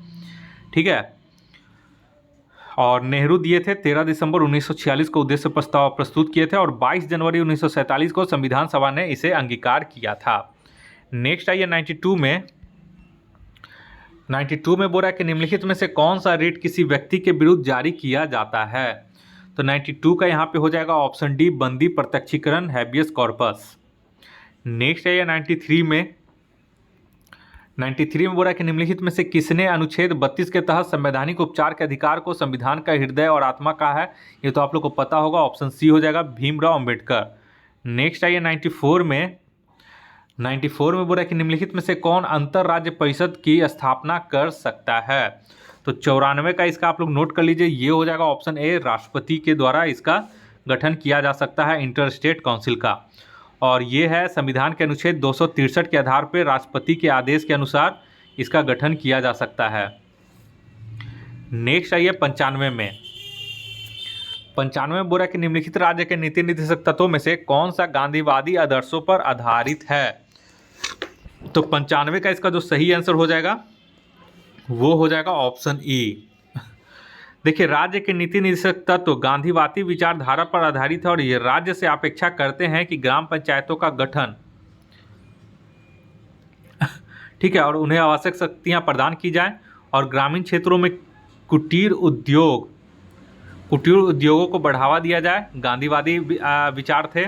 ठीक है, और गरीबों को निःशुल्क विधिक सहायता यहाँ पे बोला जा रहा है। सहकारी समितियों के स्वैच्छिक गठन। ठीक है, और उसके बाद फिर यहाँ पे है कि अनुसूचित जाति एवं जनजाति और समाज के कमज़ोर वर्गों को शैक्षणिक और आर्थिक हितों का लाभ दिया जाए, बढ़ावा दिया जाए और स्वास्थ्य के लिए हानिकारक नशीली दवाओं मदिरा आदि का प्रयोजन के लिए उपभोग पर प्रतिबंध लगाया जाए। ठीक है, तो यहाँ पे ये भी था, डी नंबर भी था। और गाय बछड़ा और अन्य दुधारू पशुओं की बलि पर रोक और नस्लों में सुधार को प्रोत्साहन दिया जाए। तो यहाँ पे देखिए ए और डी यहाँ पे हो जाएगा गांधीवादी पे, तो उपयुक्त में से एक से अधिक हो जाएगा। नेक्स्ट आइए 96 में। नेक्स्ट क्वेश्चन आइए 96 में। 96 नंबर क्वेश्चन बोल रहा है कि भारत के उपराष्ट्रपति के रूप में नियुक्त होने के लिए किसी व्यक्ति के पास निम्नलिखित में से किस पात्रता का होना आवश्यक नहीं है। तो आवश्यक नहीं है पूछ रहा है, तो उपराष्ट्रपति में बोल रहा है कि वह 35 वर्ष की आयु पूरी कर चुका हो, ये तो सही है। वह लोकसभा का सदस्य निर्वाचित होने के लिए अर्हित हो, ये गलत है। लोकसभा का नहीं, राज्यसभा का सदस्य निर्वाचित होने के लिए अर्हित हो। और वह कोई लाभ का पद धारण नहीं करता हो, ये भी सही है। वह भारत का नागरिक हो, ये भी सही है। तो यहाँ पे केवल ऑप्शन बी गलत है, तो ऑप्शन बी इसका सही हो जाएगा। नेक्स्ट आइए 97 में। 97 बोल रहा है कि लोकसभा अध्यक्ष अपना त्यागपत्र किसे संबोधित करता है। त्यागपत्र किसे देकर किसे संबोधित करता है। तो 97 का यहाँ पे हो जाएगा ऑप्शन बी लोकसभा के उपाध्यक्ष को। लोकसभा के पूरे कार्यकाल के दौरान लोकसभा अध्यक्ष स्पीकर अपने पद पर बना रहता है। ठीक है, तो ये आप लोग ध्यान दीजिएगा। लोकसभा अध्यक्ष अगर अपना त्यागपत्र देगा तो किसे संबोधित करते हुए देगा, तो लोकसभा के उपाध्यक्ष को संबोधित करते हुए देता है। नेक्स्ट आइए 98 में। 98 में बोल रहा है कि संविधान के अनुसार कौन सी स्थान या स्थानों को उच्च न्यायालय के स्थान के रूप में अधिविष्ट कर सकता है।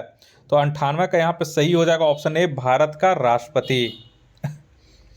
तो संविधान के अनुसार किसी स्थान या स्थानों को उच्च न्यायालय के स्थान के रूप में अधिविष्ट कर सकता है, ये शक्ति किसके प्राप्त है, तो भारत की राष्ट्रपति को। नेक्स्ट आइए 99 नंबर पे। 99 नंबर बोल रहा है कि संविधान के किस अनुच्छेद के तहत राष्ट्रीय आपातकाल घोषित किया जा सकता है? तो ये हो जाएगा ऑप्शन डी, अनुच्छेद 352 के तहत। नेक्स्ट आइए 100 नंबर में। तो 100 नंबर में जो क्वेश्चन बोल रहा है कि वो बोल रहा है निम्नलिखित में से भारत के किस राज्य में द्विसदनीय विधायिका हैं? तो 100 का यहाँ पे जो हो जाएगा वो हो जाएगा ऑप्शन ई। क्यों? क्योंकि द्विसदनीय विधायिका जो है वो देखिए आंध्र प्रदेश में है, उत्तर प्रदेश में है, उसके बाद आपका कर्नाटक में भी है, केवल पंजाब में नहीं है। तो यहाँ पे एक से अधिक इसका आंसर हो जाएगा। नेक्स्ट आइए 101 में। 101 नंबर में जो क्वेश्चन बोल रहा है वो बोल रहा है कि निम्नलिखित में से किस स्थान पर बिहार विधान परिषद की पहली बैठक बुलाई गई थी? तो 101 का जो इसका सही आंसर हो जाएगा वो हो जाएगा ऑप्शन बी, बांकीपुर में। ठीक है, तो पहली बैठक जो था वो बांकीपुर में बुलाया गया था 20 जनवरी 1913 को। नेक्स्ट आइए 102 में। तो 102 में जो क्वेश्चन बोला जा रहा है वो है निम्नलिखित में से कौन बिहार विधानसभा का पहला अध्यक्ष बना था? तो 102 का यहाँ पे हो जाएगा ऑप्शन ए, बिंदेश्वरी प्रसाद वर्मा, जिन्हें बिंदा बाबू के नाम से भी जाना जाता है। और ये वर्ष 1946 से लेकर के वर्ष 1962 तक बिहार विधानसभा के पहले अध्यक्ष थे। नेक्स्ट आइए 103 में। 103 में बोल रहा है क्वेश्चन कि निम्नलिखित में से कौन सा अनुच्छेद यह प्रावधान करता है कि मंत्रिपरिषद संयुक्त रूप से राज्य विधानसभा के प्रति उत्तरदायी होगा? तो 103 का इसका सही आंसर हो जाएगा ऑप्शन सी, अनुच्छेद 164 में इसका वर्णन किया गया है। नेक्स्ट आइए 104 में। 104 में बोल रहा है कि निम्नलिखित में से किस अधिनियम के तहत बिहार में लोक अदालतों को वैधानिक दर्जा प्रदान किया गया है? तो 104 का इसका सही आंसर हो जाएगा ऑप्शन डी, विधिक सेवा प्राधिकरण अधिनियम 1987 के तहत। नेक्स्ट आइए 105 में।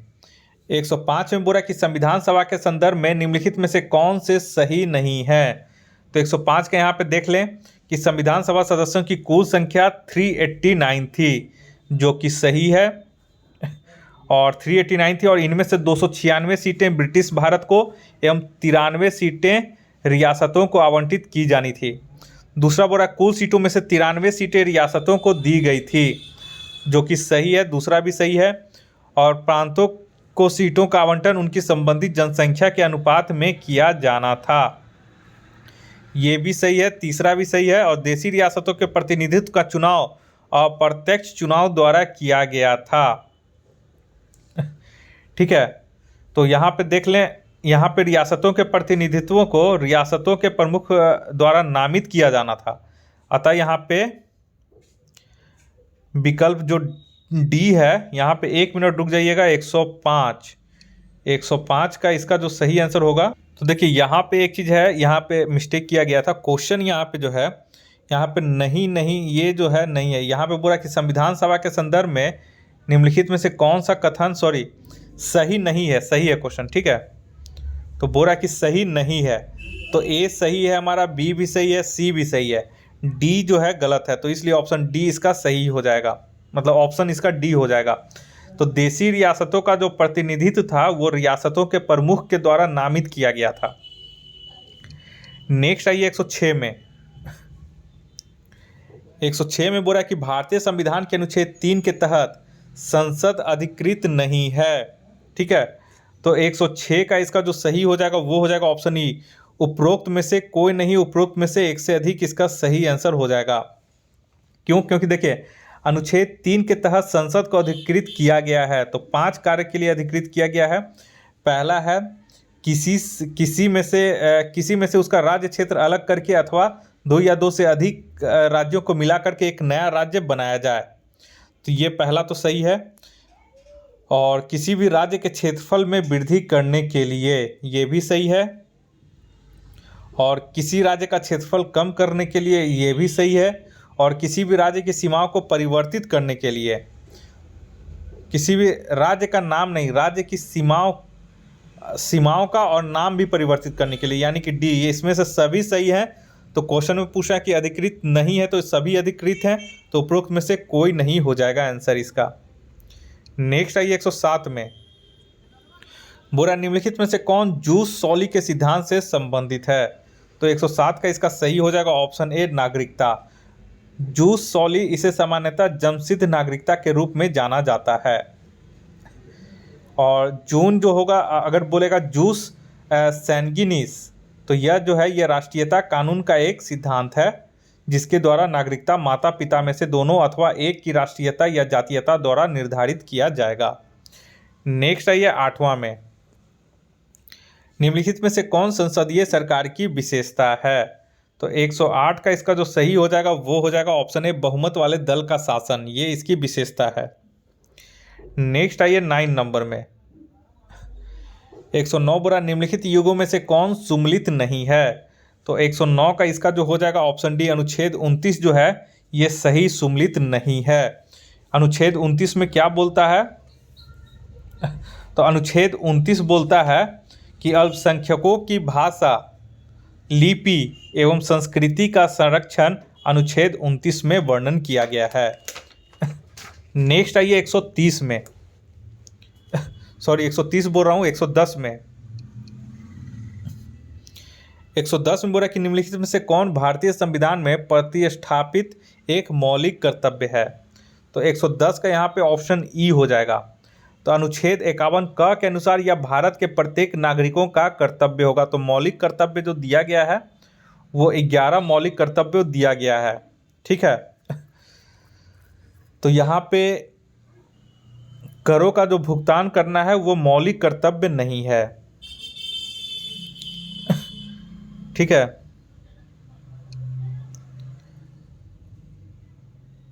तो यहाँ पे देखिए, देश की रक्षा करना, वाहन किए जाने पर राष्ट्र की सेवा करना, ये सही है। सार्वजनिक संपत्ति को, ये भी सही है। ए और सी तो फिलहाल सही है। उसके बाद और हम देख लेते हैं 110 में कैसे छांटा जाता है, वो भी आप लोग सीखिए। 6 से 14 वर्ष, ये भी सही है। और यहाँ पे इसमें सभी जो है वो सभी सही हैं। 110 में सभी मौलिक कर्तव्य हैं, ठीक है।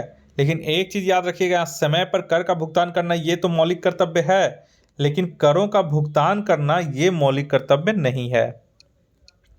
तो इस हिसाब से 110 का ऑप्शन ई हो जाएगा। नेक्स्ट आइए 111 में। 111 में बोल रहा है कि संविधान के निम्नलिखित प्रावधानों में से किसमें संसद के विशेष बहुमत एवं राज्यों की सहमति द्वारा ही संशोधन किया जा सकता है?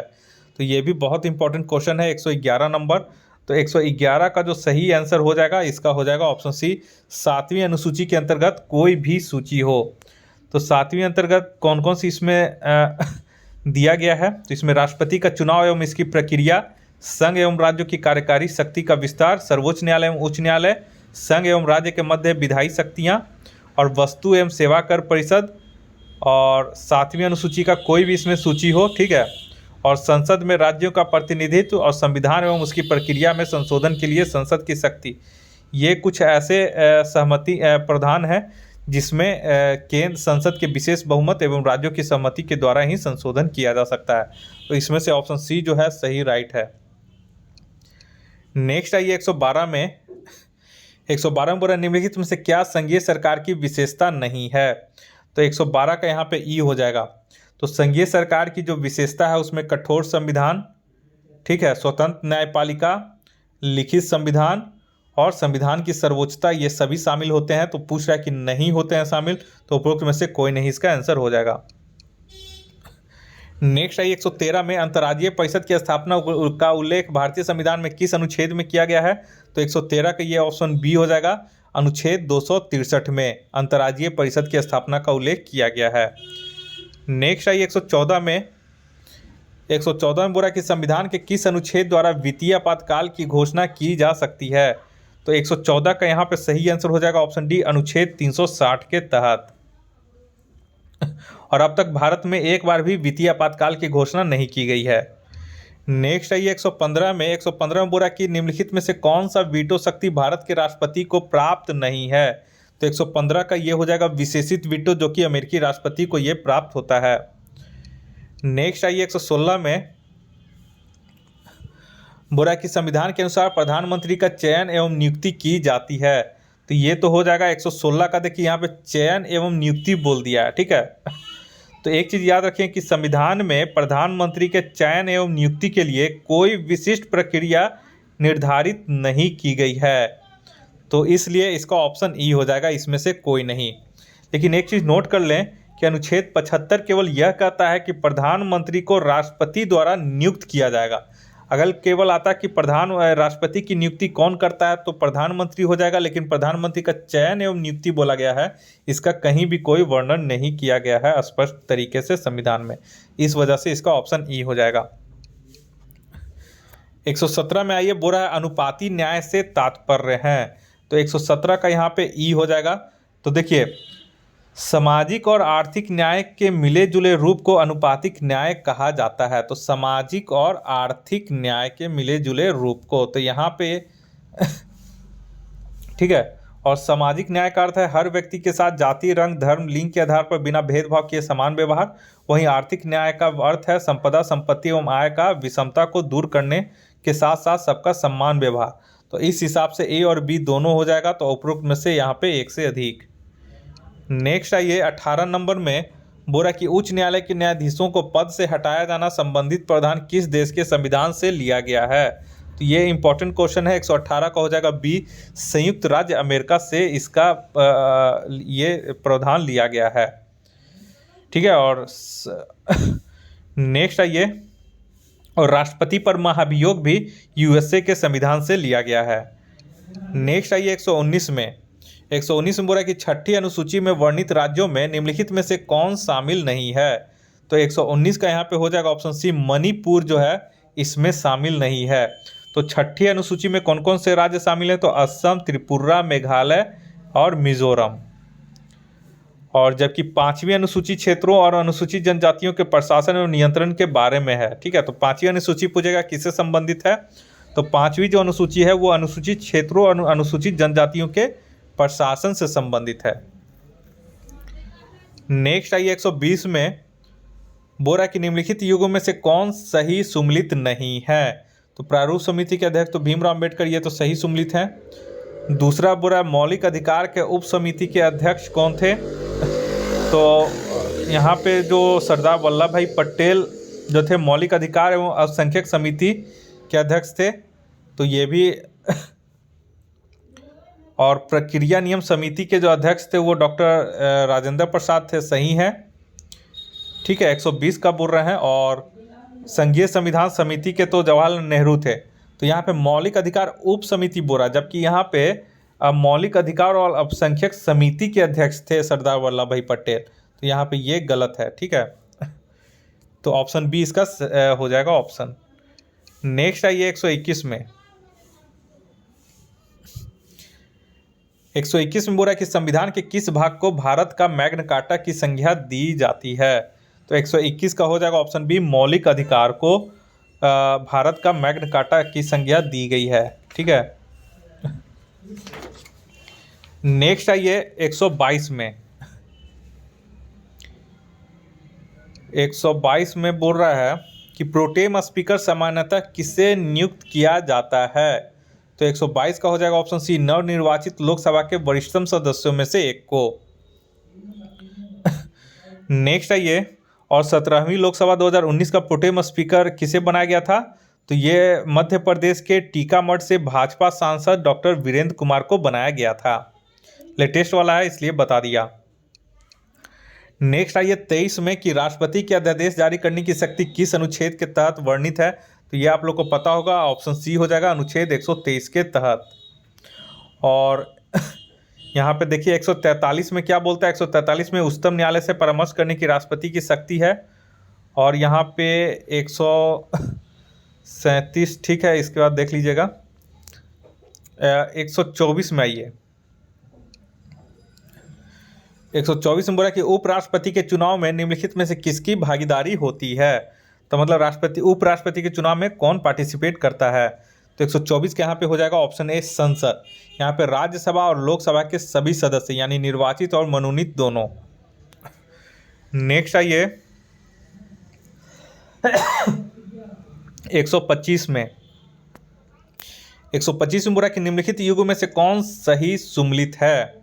तो 125 का इसका जो सही आंसर हो जाएगा वो हो जाएगा ऑप्शन, कौन सही है, ऑप्शन सी जो है वो केवल सही है, बाकी इसमें सभी जो ऑप्शन है वो गलत है। ठीक है। तो यहाँ पे देख लें कि एक सौ अनुच्छेद 40 में क्या है, तो अनुच्छेद 40 में ग्राम पंचायतों का संगठन है। अनुच्छेद 45 में बलपूर्वक देखभाल तथा 6 वर्ष से कम आयु के बच्चों की शिक्षा, बाल पूर्व सॉरी मतलब अनुच्छेद 45 बोलता है कि बाल पूर्व देखभाल बच्चों की और 6 वर्ष से कम उम्र आयु के बच्चों की शिक्षा का। और अनुच्छेद 47 जो बोलता है वो पोषाहार जीवन स्तर सुधारने संबंधी प्रावधान किया गया है। नेक्स्ट आइए 126 में। 126 में बोल रहा है कि भारतीय संविधान में संविधान संशोधन वर्णित है। तो 126 का यहाँ पे हो जाएगा ऑप्शन सी, अनुच्छेद 368 के तहत। और भारतीय संविधान के भाग 20 के अनुच्छेद 368 में संसद को संविधान एवं इसकी व्यवस्था में संशोधन करने की शक्ति प्रदान की गई है।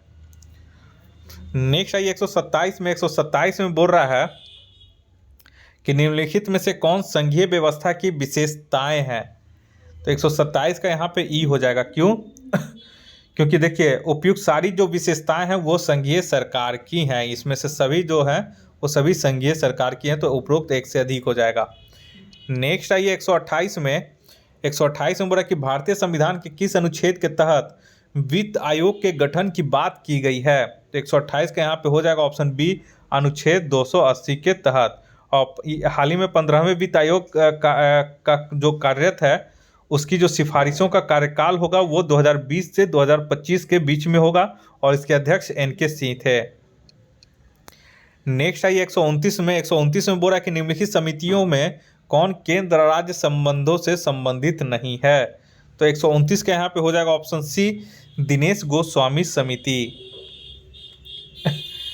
ठीक है, तो यहाँ पे देख लें एक एक करके कि केंद्र राज्य संबंधों को मजबूत करने हेतु सरकार द्वारा समय समय पर कई समितियां बनाई गई थी। यथा राजमन्नार समिति 1969, सरकारिया आयोग 1983, एम पुंछी आयोग 2007 का गठन किया गया था। जबकि दिनेश गोस्वामी ताराकुंड समिति तथा इंद्रजीत गुप्ता समिति का संबंध चुनाव सुधार से है। नेक्स्ट आइए 130 में। बोला कि राज्य सूची के किसी विषय पर आपातकाल की स्थिति में संसद को कानून बनाने की शक्ति किस अनुच्छेद में वर्णित है। तो ये इंपॉर्टेंट क्वेश्चन है। 130 का इसका हो जाएगा ऑप्शन बी, अनुच्छेद 250। याद रखिएगा, भाग पूछेगा तो भाग 11।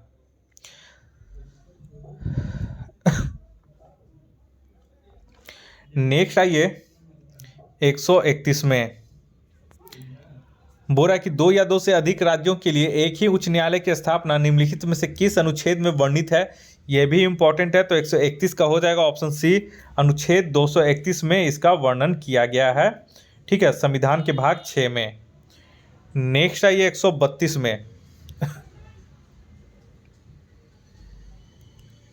132 में बोल रहा है कि मिजोरम राज्य के विशेष संदर्भ में निम्नलिखित में से कौन से अनुच्छेद उल्लेखित हैं। तो 132 का इसका सही आंसर हो जाएगा ऑप्शन बी, अनुच्छेद 371 के जी में। नेक्स्ट आइए 133 में। 133 में बोल रहा है कि भारतीय संविधान के अनुच्छेद 351 में वर्णित है। तो क्या कहा गया है अनुच्छेद 351 में। तो 133 का हो जाएगा ऑप्शन सी, हिंदी भाषा के विकास के लिए इसमें निर्देश दिए गए हैं। नेक्स्ट आइए 134 में। 134 में बोल रहा है कि बंगाल का गवर्नर जनरल निम्नलिखित में से किस अधिनियम द्वारा भारत का गवर्नर जनरल बना। तो ये 134 का हो जाएगा ऑप्शन डी, चार्टर अधिनियम 1833 के तहत, जिसमें लॉर्ड विलियम बेंटिंग भारत के प्रथम गवर्नर जनरल बने थे। ठीक है। नेक्स्ट आइए 135 में। 135 में बोला कि एक ही व्यक्ति को 2 या 2 से अधिक राज्यों का राज्यपाल बनाने संबंधी प्रावधान किस संविधान संशोधन के द्वारा किया गया। बहुत इंपॉर्टेंट क्वेश्चन है। 135 का हो जाएगा ऑप्शन सी, 7वां संविधान संशोधन अधिनियम। ठीक है, तो इसे आप लोग नोट कर लीजिएगा। और ये कब हुआ था? 7वां संविधान संशोधन अधिनियम 1956 के तहत। नेक्स्ट आइए 136 में। 136 में बोला कि विधानसभा के विघटन के बाद भी उसका अध्यक्ष स्पीकर पद पर बना रहता है। तो 136 का इसका हो जाएगा ऑप्शन ए, विधानसभा के विघटन के बाद गठित विधानसभा की पहली बैठक से ठीक पूर्व तक वो इस पे बना रह सकता है। नेक्स्ट आइए 136 में 136 हो गया। ठीक है, 137 में आइए। 137 बोल रहा है कि लोकसभा महासचिव सेक्रेटरी जनरल किसके प्रति उत्तरदायी होता है। तो 137 का ये हो जाएगा ऑप्शन सी, लोकसभा अध्यक्ष के प्रति सेक्रेटरी जनरल लोकसभा का उत्तरदायी होता है। नेक्स्ट आइए 138 में। 138 में बोल रहा है कि निम्नलिखित राज्यों में से कहाँ पर ग्राम पंचायत है। तो 138 का इसका हो जाएगा ऑप्शन ए, गोवा में जो है इसमें ग्राम पंचायत है। जो ऑप्शन दिया गया है उसी से आपको छांटना है। तो यहाँ पे गोवा में जो है ग्राम पंचायत है, बाकी ये सब में नहीं है। नेक्स्ट आइए 139 में। 139 में बोला कि निम्नलिखित में से कौन भारत की संचित निधि पर भारित व्यय नहीं होता है। ठीक है, तो 139 का जो यहाँ पे हो जाएगा ऑप्शन ई हो जाएगा। क्यों? क्योंकि देखिए अनुच्छेद 112(3) के अनुसार भारत की संचित निधि पर भारित व्यय निम्नलिखित है। पहला तो राष्ट्रपति के वेतन और भत्ते। ठीक है, उसके बाद राज्यसभा के सभापति और उपसभापति तथा लोकसभा के अध्यक्ष और उपाध्यक्ष के वेतन और भत्ते। तो यहाँ पे ये पहला तो भारित है। उसके बाद देखिए, उसके बाद है सर्वोच्च न्यायालय के न्यायाधीशों के वेतन भत्ते और पेंशन। तो बी भी यहाँ पे सही है। और उसके बाद फिर नेक्स्ट आइए भारत के नियंत्रक महालेखा परीक्षा के वेतन भत्ते और पेंशन। तो सी भी सही है। उसके बाद आइए किसी न्यायालय या मध्यस्थ अधिकरण के निर्णय और यहाँ पे एक बार उच्च न्यायालय का बोल रहा है। ठीक है, उच्च न्यायालय के न्यायाधीशों के वेतन एवं भत्ते। तो यहाँ पे एक चीज़ हमको डिटेल यहाँ पे देखना पड़ेगा उच्च न्यायालय वाला में। ठीक है, तो यहाँ पे आप लोग को मैंने जो बताया था ए बी सी सही है। ठीक है, उच्च न्यायालय के न्यायाधीशों के वेतन एवं भत्ते जो हैं वो नोट कर लीजिएगा कि उच्च न्यायालयों के न्यायाधीशों के वेतन और भत्ते जो है वो राज्य के संचित निधि से दिए जाते हैं। ठीक है, पेंशन जो है उच्च न्यायालय के पेंशन उच्च न्यायालय के न्यायाधीशों के वेतन एवं भत्ते जो है वो आपका किस पे, राज्य के संचित निधि पे है। ठीक है, तो यहाँ पे डी जो है इसका सुधार कर लीजिएगा। 139 का डी ऑप्शन इसका मतलब गलत हो जाएगा। तो यहाँ पे नहीं बोल रहा है, तो डी जो है वो भारत के संचित निधि पे भारित नहीं होते हैं, जबकि ये राज्य के संचित निधि पे भारित होते हैं। तो ऑप्शन डी इसका राइट ऑप्शन हो जाएगा। नेक्स्ट आइए 140 में। बोल रहा है कि निम्नलिखित में से किस अनुच्छेद के अंतर्गत अवशिष्ट शक्तियों का उल्लेख किया गया है। तो 140 का इसका सही आंसर हो जाएगा ऑप्शन बी, अनुच्छेद 248 के तहत अवशिष्ट शक्तियों का उल्लेख किया गया है। ठीक है, नेक्स्ट आइए,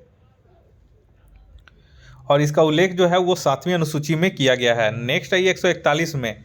भारत के निर्वाचन आयोग के कार्य हैं। तो भारत के निर्वाचन आयोग के क्या कार्य हैं, तो इसके बहुत सारे कार्य हैं। तो यहाँ पे 141 का यहाँ पे ई हो जाएगा। क्यों? क्योंकि देखिए भारतीय संविधान के अनुच्छेद 324 के तहत निर्वाचन आयोग के बारे में उपबंध किया गया है और निर्वाचन आयोग की स्थापना 25 जनवरी 1950 को किया गया था।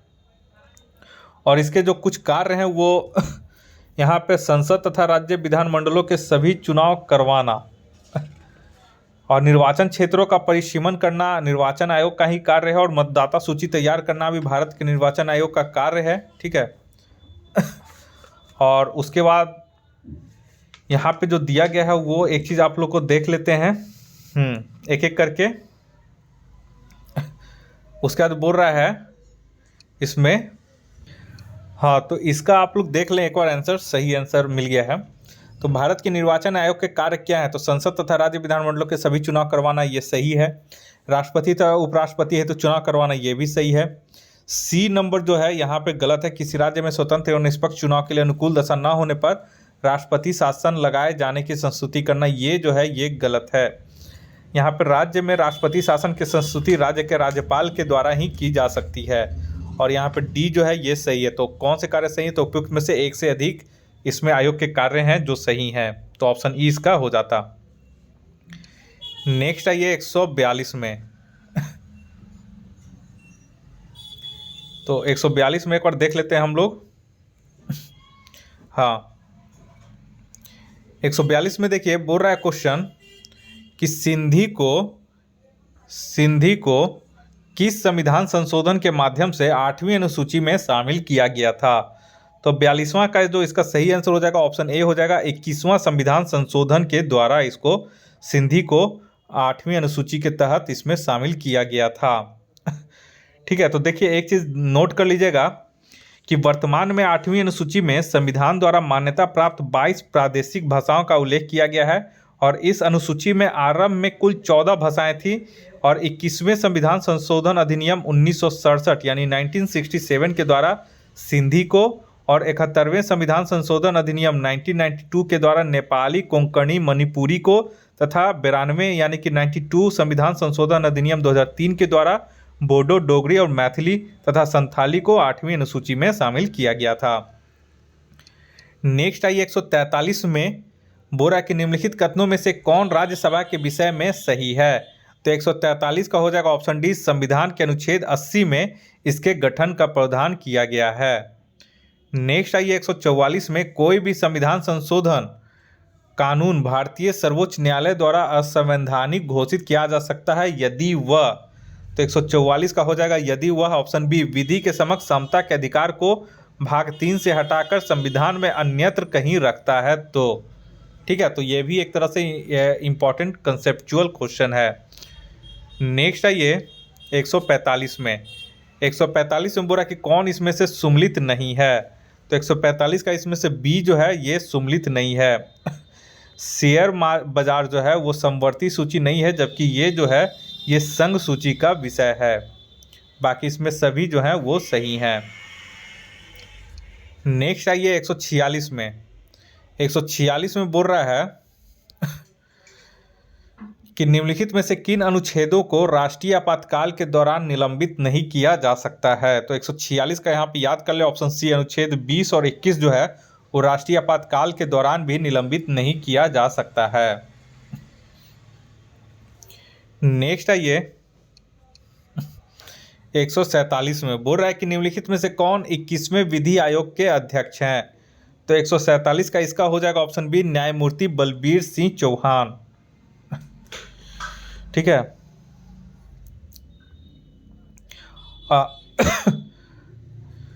नेक्स्ट आइए और एक चीज़ याद रखिएगा कि न्यायमूर्ति बलबीर सिंह चौहान की अध्यक्षता में 21वें विधि आयोग का गठन किया गया और इस आयोग का कार्यकाल जो है वो 1 सितंबर 2015 से लेकर के 31 अगस्त 2018 तक था। नेक्स्ट आइए 148 में 148 में बोला कि भारत के किसी राज्य में विधान परिषद का सृजन अथवा समाप्ति की जा सकती है। तो 148 का यहाँ पे देख लें, इसका आंसर डी दिया गया है। तो 148 का डी एक बार देख लेते हैं। तो डी है, देखिए एकदम सही ऑप्शन है डी, राज्य विधानसभा के तत्संबंधी संकल्प को पारित करने पर संसद के द्वारा। तो ऑप्शन डी इसका सही हो जाएगा। चलिए नेक्स्ट आइए 149 में 149 में बोला कि निम्नलिखित में से कौन संविधान में 42वें संविधान संशोधन द्वारा नीति निर्देशक तत्वों में जोड़ा नहीं गया है। तो 149 का यहाँ पे हो जाएगा ऑप्शन सी, समान नागरिक संहिता को 42वें संविधान संशोधन द्वारा नीति निर्देशक तत्व में नहीं जोड़ा गया है। बाकी सभी को 42वें संविधान संशोधन के द्वारा नीति निर्देशक तत्व में जोड़ा गया था और 42वें संविधान संशोधन 1976 में हुआ था। नेक्स्ट आइए और इस टेस्ट का आखिरी क्वेश्चन है 150 नंबर क्वेश्चन, भारतीय संविधान का बृहद होने का कारण क्या है। तो इसका हो जाएगा ऑप्शन ई, क्यों? क्योंकि भारतीय संविधान के बृहद होने का कारण यह है कि इसमें संघ तथा राज्य दोनों सरकारों का संविधान है। ठीक है, तो ये तो हो गया। और संविधान में बार बार संशोधन हुए हैं, ये भी सही है। 150 का इसमें ये भी सही है। ठीक है, और उसके बाद यहाँ पूरा यह एक बड़े देश के शासन से संबंधित है, तो ये भी सही है। तो एक से अधिक इसका सही आंसर हो जाएगा, इसलिए ऑप्शन ई हो जाएगा। तो दोस्तों इस तरह से करके मैं अभी और टेस्ट लाने वाला हूँ दृष्टि का। यहाँ पे हमारे पास देखिए हिंदी, इंग्लिश यहाँ पे हमारे पास हिंदी इंग्लिश दोनों में उपलब्ध है, लेकिन चूंकि सब्सक्राइबर हमारे ज़्यादातर हिंदी ही हैं, तो इस वजह से मैं इसका टेस्ट जो है केवल हिंदी में लाता हूँ अपने चैनल पे। तो हिंदी मीडियम वालों को ज़्यादा फ़ायदा होगा हमारे यूट्यूब चैनल से। और अगर आप लोग हिंदी समझते हैं तो ज़रूर इस वीडियो को टेस्ट को देखें, क्योंकि जो दृष्टि पब्लिकेशन का जो दृष्टि का जो BP 67th BPSC का प्रैक्टिस से जो उतारा गया है, ये आपको CDPO और 67th BPSC के लिए दोनों के एग्ज़ाम के लिए सामान्य रूप से उपयोगी है। और इसका बहुत ही अच्छा एक्सप्लेनेशन इसमें किया गया है। तो आप लोग भी इस वीडियो को देखें और लाभ उठाएं अपने एग्ज़ाम से, ताकि एग्ज़ाम में आप लोग को आसानी हो क्रैक करने में, ठीक है। तो अगर आप हमारे इस चैनल पर नए हैं तो कृपया करके इसी तरह का टेस्ट सीरीज पाने के लिए आप हमारे इस चैनल को सब्सक्राइब कर लें, ताकि मैं कोई भी वीडियो अपलोड करूं तो उसका नोटिफिकेशन सबसे पहले आप तक पहुंच सके। तो ये मैंने दृष्टि का टेस्ट नंबर 3 से शुरू किया है, जो कि अभी दृष्टि की तरफ से सेक्शनल टेस्ट सीरीज चलाया जा रहा है, उसी का है, ठीक है। तो और भी मैं टेस्ट इसमें लाऊंगा, तो 3 है, तो उसके बाद फिर मैं 1 और 2 लाऊंगा, फिर 4 और 5 लाऊंगा। तो अभी और मैं टेस्ट इसमें अपलोड करूंगा, तो आप लोग हमारे इस चैनल के साथ बने रहें। इस वीडियो को देखने के लिए आप लोग का बहुत बहुत शुक्रिया। आपका दिन मंगलमय हो। धन्यवाद।